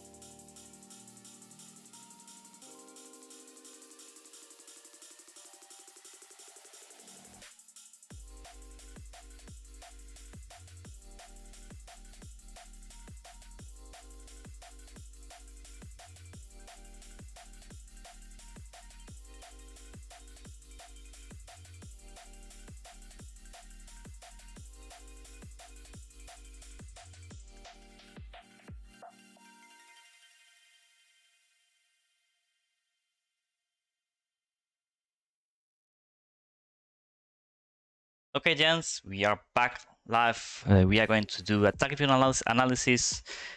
Titanfire is together with me. I don't know about him, but I've got my beer with me, of course, as it should be done. We have to celebrate, mate. We made it to the finals, finally. Cheers. Nicely done, holding off the opening so you could get it live. Nice of course. You know, details are what matters. Always. Yes, Always. yes, indeed. Speaking of details, before we jump into the Tacview, a couple of other names jumped to my head while we were on the intermission there.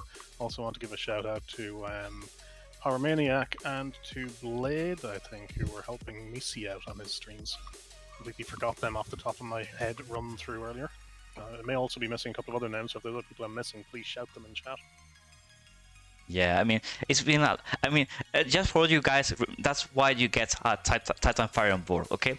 He knows, he has a knack for the details about people, getting everything on board, getting everyone on board, and the details that make everything shine, that's his forte. So that's why you have always to get Titan Fire on board, by the way.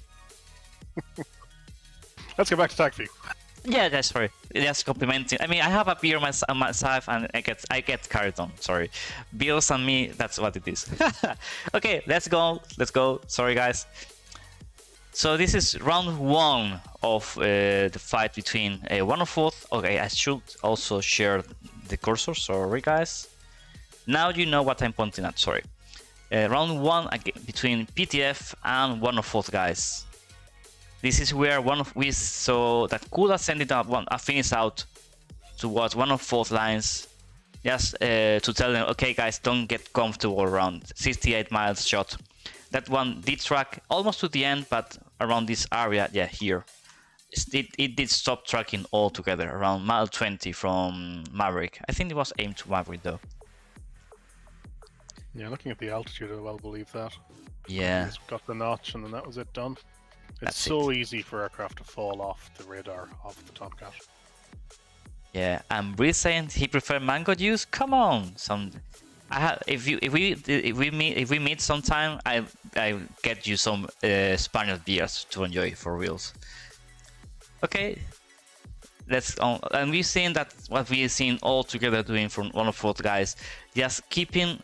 I mean, it is very interesting to see that they are keeping a very not that high velocity, you know. Yeah, of course they are match 90, 95 more overall, but they are not having airspeeds higher than Mach 1 overall, and that's interesting to see because they are just holding here, waiting for PTF, waiting for them to be singled out. Like here, Falcon did push just out far enough, so Bullet thought it was a good idea to send a 120 toward him. But of course, if 50 miles out, that's out of the red range, as in you are going to get killed. But really, yeah, they've just been keeping Falcon honest, or also maybe just worth the punt that he might turn in hot to it and get him by surprise. Yeah. I was going to say, like, with reference to the speed, you know, for most of the aircraft here is what you'd refer to as a saunter. You're just tootling along, not really looking to consume much fuel, and you're just waiting until you need it. Yeah, that's obviously Spades picked up speed there before launching, which is always good. Of course it is, but you can see that that's to play for 104th.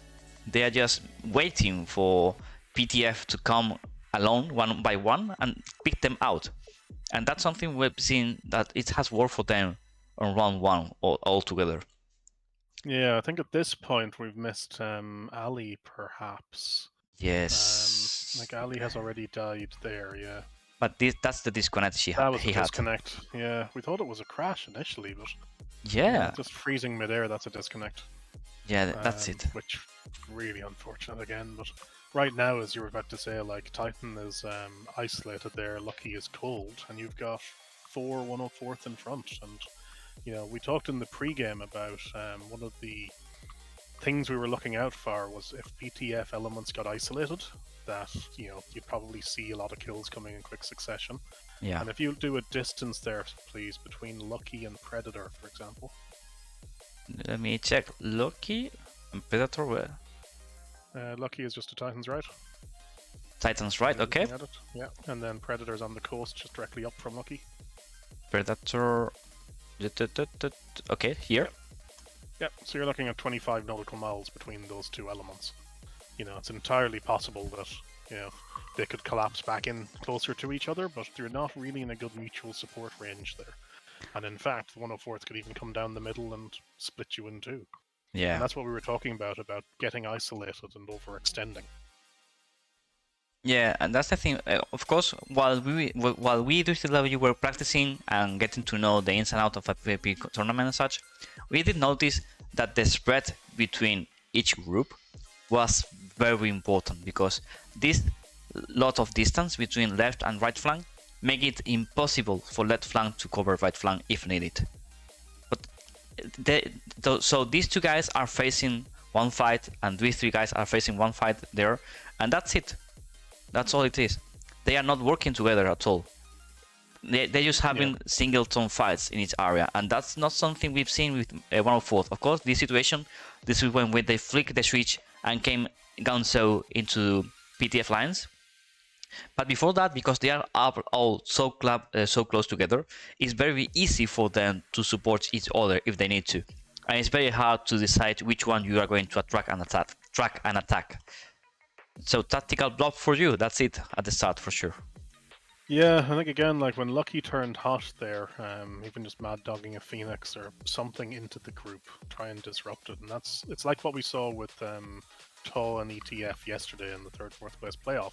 𝐋𝐈 had all these missiles, massive amount of missiles, but could never put them to good use. That's what we probably need to see from PTF here, was throwing more missiles at them to break up the advance. Well, yeah, it's complicated because if you throw more missiles, then 104th will just stay up more time being defensive, as in notching left and right, and wait for you to waste missiles, then coming, and you are going to be very low missiles. And if not, you have to send out missiles, out of missile, one after the other, and push hard from the start. As in, maybe even making a big line of all your airframes, making one launch all the missiles. To be clear, what I'm talking about here is throwing out defensive shots. Like if you look at Lucky now, when Lucky turned hot, there's 4 aircraft bearing down on you, and if you don't fire something, they're just going to bear down on you all the more, and you're going to die. Yeah. And effectively, that's what happens here with both Lucky and Titan. Yeah, but this is what we call usually the grinder. As in, if one of you is cold, then the other one has to go hot, and if you have to turn out cold once again, you have to put one missile downrange to at least to make enough separation. That's exactly what I was saying. Yeah. Lucky even just needed to mad dog a Phoenix towards if he could. Like again, Tomcat rules. I'm not off the top of my head remembering them all, so maybe that is not frowned upon. But getting some missile into that group to force them, to basically stop them chasing you down. That's really what's needed there. But again, it's very easy to say this in hindsight. Yeah. Okay, and we were missing the first kill was Falcon here, if I recall correctly. Because in this situation, Lucky did manage to run the missiles. Very, very close one. No, was Predator here with exchange between him and Bullet here. Bullet. My pronunciation real for today. Boulet. That would be interesting one. Okay, so this is a 8-mile shot from Bullet towards Predator here. And of course, Predator did launch one back, but you can see that Bullet here, because he did send it first, and he did manage to go through the notch defend. And Predator going down there. And by the way, Conquer, you are allowed to buy ACM, but not with a switch. You can use PAL switch. You can use PAL switch with 14. But you cannot do the things with some switches. You are not allowed to use them, but I don't recall which ones though. We can see here that Bullet did use the mountains to defend that one, while Predator did try to outrun the missile here and make the missile hit the mountain, but he was way too high, way too late to do that, I'm afraid. Yeah, and Heron. Yeah, very, very weird kill that. Yeah. Yeah, I think we both were looking at it, an external shot at the time, and it was. The missile was one place, the aircraft was another. Yeah, it did happen though, and this is the next one, pretty sure. No, I mean, oh yeah, I remember now that Lucky was flying formation with some 120s there. Okay, and this should be the next kill. No, wow, we really had some good formation flying with missiles today, for reals. But we love our formation flying, but come on, we also love our kills. Okay, so of course, because we had a kill here on left side from PTF. We lost Predator, I think. You think so? No, we had 3 on the right and Predator on the left. We've lost Predator. Predator. Oh sorry, yeah, Predator. We did see a second ago. My bad. No, but we are missing one. Oh no, you have 4 over here, 2 over here. Yeah, that's it. Yeah. So this is the point I was saying, that like 𝐿𝐒 now is completely isolated. you know, and really needs support from everybody else. But they're probably just completely saturated here. Yeah. You know, like there's 4 104th pressing in. Falcon has come in to try and help them on the right, but even so, 𝐋𝐈𝐒's kind of in trouble. Yeah, I mean, in this situation, you have the Tomcat. You can outrun the enemy in this case. The only option you have is to guide the enemies towards your friendly area there, and make them help you. And you, it's like you cross over. You exchange targets. That's the only option we've found while training ourselves, and that's why we try to be closer up to the two flanks.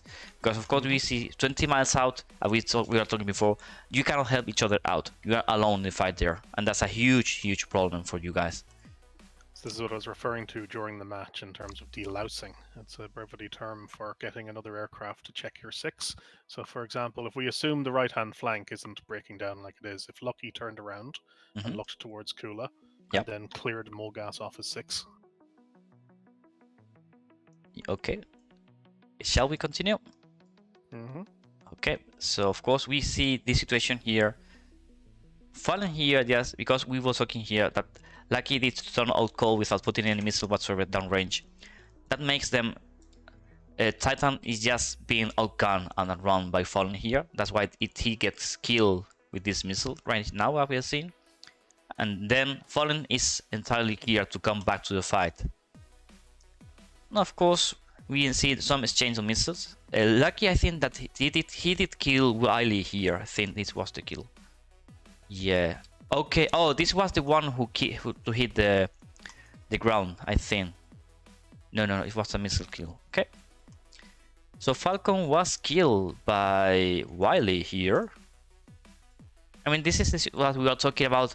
Everything coming down in just a few moments. In this situation, exactly like this. 4 miles out, 𝐋𝐈𝐒𝐒 falls through him. That missile, he cannot outrun the missile. Lucky sending a Phoenix downrange that kill 𝐋𝐈𝐒𝐒. That even if he tried to notch it out, that's just a 6 miles out Phoenix. That's not going to be notched out for real. There is no way, as far as I know, to notch that one out. And more so in this situation where you cannot go as low as you usually go when you are using Persian Gulf. Because you are not capable of scratching up that surface with that many vegetation. You know, you have squirrels to take care of. You cannot kill them off that many. I was wondering where you were going with that. Yeah. Squirrels, yes. Squirrels. Trees and squirrels. That's it for Carcos for sure. Of course, you can see here in the situation. Well, 𝐋𝐈𝐒 is still trying to keep at bay Bullet and MoGas here, while this all happens in this right flank for 104th. But of course, Lucky gets alone, so unlucky for him, I'm afraid. Oh, this is... we will go back to that in a sec. But he's trying to do what I was talking before. He's just trying to outrun the enemies, and he's bringing the enemies towards 𝐋𝐈𝐒 to make him help him. But you can see Lucky here is not turning towards 𝐋𝐈𝐒 in order to help him out with MoGas.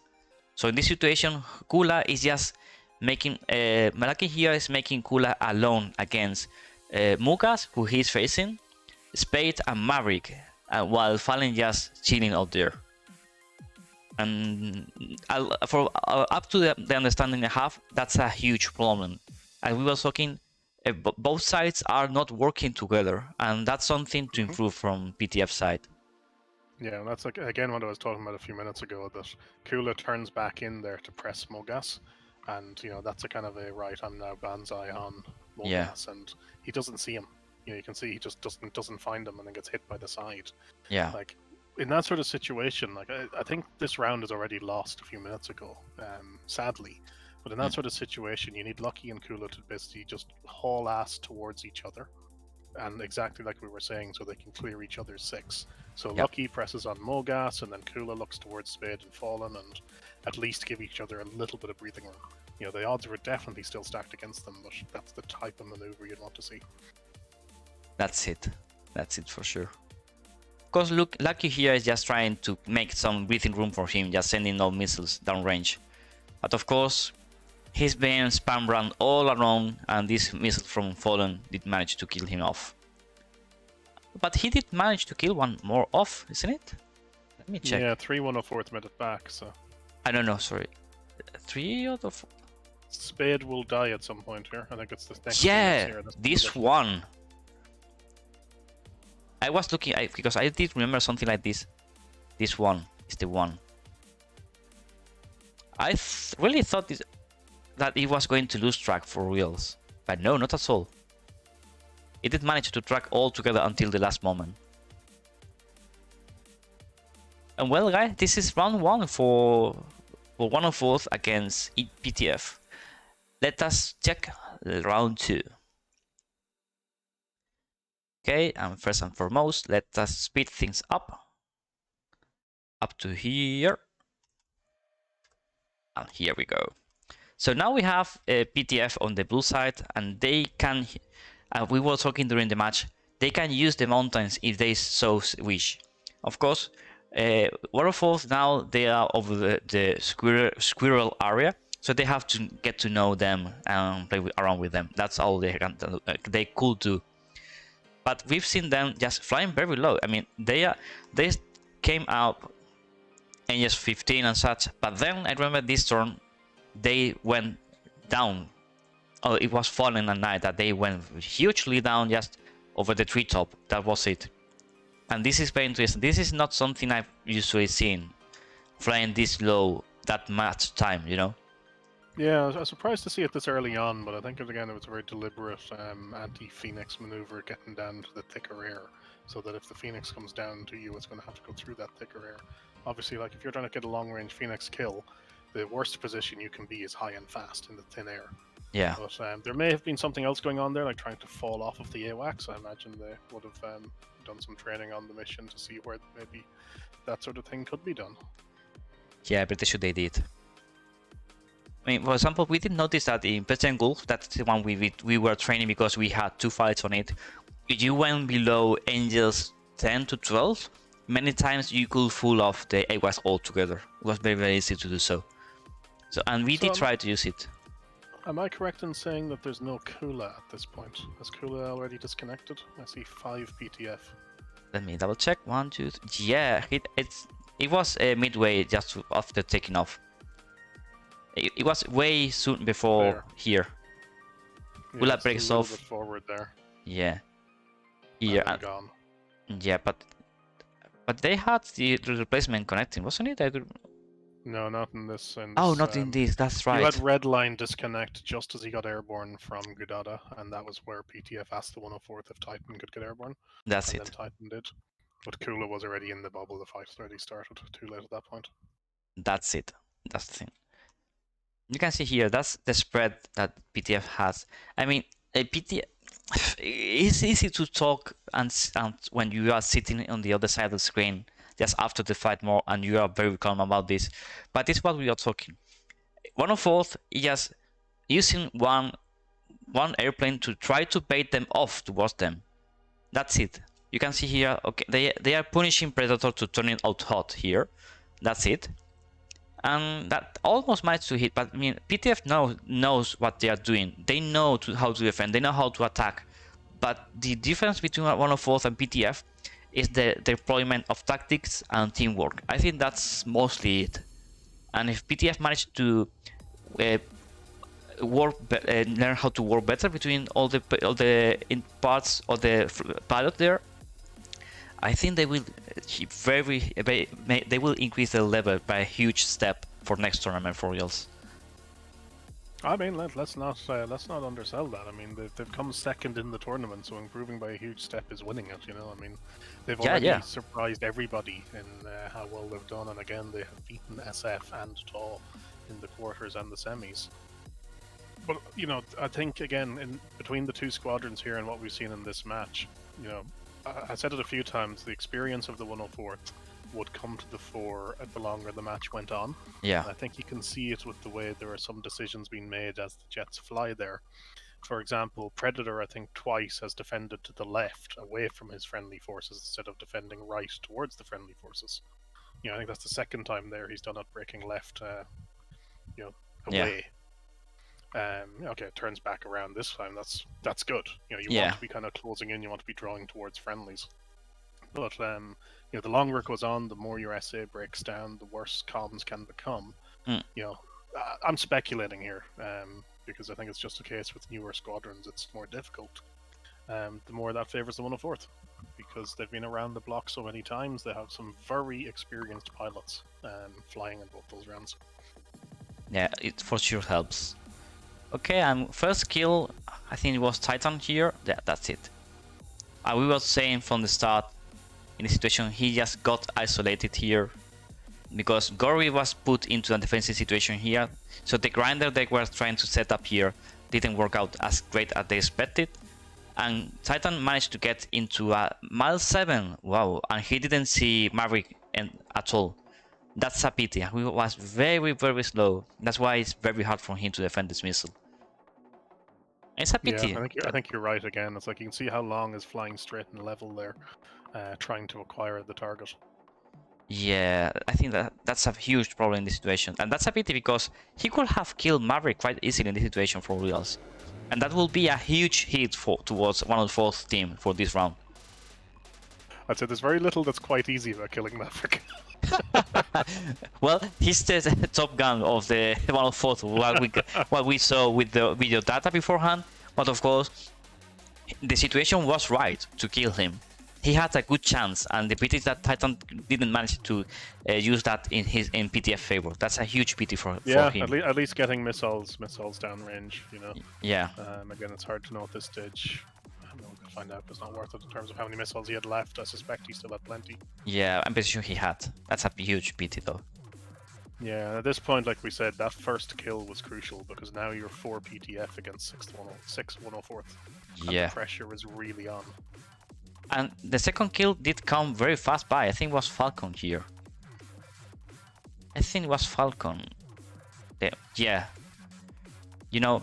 When I think it's happened. Oh, this time he did manage to put one missile downrange at least. But of course he was double tap. One from Wily, one from Fallen. So this is not a situation you want to be. Mile 7 shot. He did try to defend here. But unluckily, he did not manage to make the missile hit the mountain or outrun the missile. That's a huge pity. Yeah, I think we mentioned it again many times throughout these streams and matches that there's a split-second decision you have to make when that missile comes at you of, was it far enough away that I can outrun it, or do I have to notch it? Or can I put it into terrain? And, you get the decision wrong and you try to outrun it and it hits you, then a lot of times we've seen it where it just goes the wrong side. Yeah. And it's a very difficult decision to pull off too. Like, it's not easy. Hindsight like this, looking at Tacview, of course, you can see everything and make that cam collected. Yeah, but that's the thing. That's why after every fight, we do use Tacview to get to know what decision we made and learn from them to make better decisions. Because as you well said, that's a moment-to-moment fight. That's a moment-to-moment decisions, and every little decision makes all the difference altogether. I remember here, Predator trying to defend this missile from Wily did not count that the squirrels were out there waiting for him and waiting for him to say hi. Damn squirrels. Damn squirrels for sure. Taking down airplanes. Okay, so in this situation we had a 2-on-6 situation. That was it. You can see here 3 members of 104 chilling by. Gory here sending to. Of course, when you are, the thing is, I'm seeing a situation where PTF, when they are with lower numbers than 104th in this second round, more than the first one, they are starting to put pressure on 104th, sending missiles downrange, but not beforehand. And I think that if they did this tactic, like maybe not double shooting to enemy airplanes, but being less constrained about missile usage during the fight, that might put them in a more favorable situation. Yeah, it's a difficult one because we were speculating in between rounds about what the PTF need to do here, and yeah, one thing I was trying to reiterate was they have to be aggressive. In the first round, the 104th were very conservative and made PTF play their game very successfully, and again, big credit to them. But in this round, like PTF had to be aggressive, had to play their game, and having looked through their previous matches, aggression tended to be it. Yeah. And I just don't think they managed it here. That's and the balance I'm trying to articulate is that you have to play that missile economy, like we said earlier. The Grim Reapers threw down twice as many missiles than the 104th did in their initial standoff, and lost the round because of it. But it's about taking those higher PK shots. That's You it. got to put pressure on, and then also know where you can safely kind of get that pressure too. Don't take 20 mile shots, take 10 mile shots, or that kind of thing. Yeah, that's it. Of course, Actually, sorry to continue that thread, but I did notice it going through the Tacviews. I meant to say it in our pregame that the amount of shots the 104th were taking, either at 10 miles or within 10 miles, is probably substantially higher than a lot of squadrons who would throw them out at longer ranges. Yeah, but of course that's what when we were trying that, what we noticed that most shot launches you make from those 120s have to be at 10 miles out, and when you are 15 Angels 15 or lower, that's the fight area for reals. Outside that, you just keep outside of the minimum range of getting killed. Just turn out cold and wait until the fights develop into being lower altitude, closer to the ground, and closer range. That's what we got into this tournament. But of course, we will be having a huge change to 120s in the future updates, as in they are going to be getting into account more data for the enemy airplanes in order to correct. And I think they are going to hold better the tracks though. And also we are going to have a nerfed to 16 radar coming up in not so far updates. I think it was already being checked out by DCS by Eagle Dynamics though. So yeah, I'm not over like whether there have been big changes in the recent patches or whether it's still pending, but certainly if it's not come, it is coming. Yeah. Of course, we have to end things out with a 6 airplane formation, and the A was killed here. For reals, they got us there for a moment. Freaking fallen. And beautiful overhead from break formation and landing. So guys, with this, we had gone off to the intermission, I think, at this point, but I did notice before disconnecting from the server that the 104th beautifully parked up exactly on the yellow lines. well, sorry not grabbing that on camera, guys. I did not notice at all. Yeah, we went into a break though. So guys, this is the end. This is the end for TACT21-1. This is the end of the stream, and this is the end for us streamers. And I'm feeling giddy, like it has been quite a roller coaster, all this TACT21 experience. Well, I'm really looking forward for TACT21-2 to come by once again and see what X-Man and I really forgot my names for reals. X-Man and Rage. Thank you. Get that Titan Friday July for reals. Get him right now. He's on discount right now. Buy one for you. I'm really looking forward for what both Rage and X-Man bring us for next tournament. I'm really looking forward for it. And well, guys, I really hope that next iteration of TACT21, I'll be back here streaming with you guys. I'll be back here streaming with you, Titanfire, and with all the other streamers. I mean, Tricky Trickster, Maverick, Raminsi, Tempest, with whom I also have been a co-host. I think I was also a co-host for Tricker once, if I recall correctly. And there are other guys I'm pretty sure I'm forgetting, and Titanfire will know better than me for sure, so per usual. And I really hope that we'll see each other out for next tournament once again, and have not this fun, but even more than before. But even more than this first tournament, guys. It's been a pleasure being around. I think I just want to echo that again. Like, it has been a pleasure to join you on these streams, and it was a pleasure to have you join me on my streams too. And to, a big shout out again for everything you've done in terms of raising the bar of these streams from when we all started. I think we've all come on a long way, and it's funny looking back now. It seems like so long ago to those first streams when TACT started, and really not knowing kind of how it was panning out. But it has been so much fun, and it's been great to cover these matches with big names and to newer names and to squadrons and people you'd never known before, and then get to know and talk to. And it's just been brilliant, I think, for the community as a whole. And like we said earlier with Rage and X-Man, like having such a diverse pool of streaming talent, not to get too over the top with it all, but I think it has added an awful lot to the TACT experience, and hopefully we will see, you know, everybody back for TACT21-2 and maybe some others, who knows. Yeah, I bet you will. Of course, I mean, you said I've raised the bar. Okay, yeah, I think you know me. We've been, just for you viewers who doesn't know it, all my streaming time in TACT21, I've been talking with Titanfire. We've been working together a long time. We've been helping each other out, and well, for me, as I said before, I couldn't be here. I could not have bring out this quality of a stream without Titanfire help, for reals.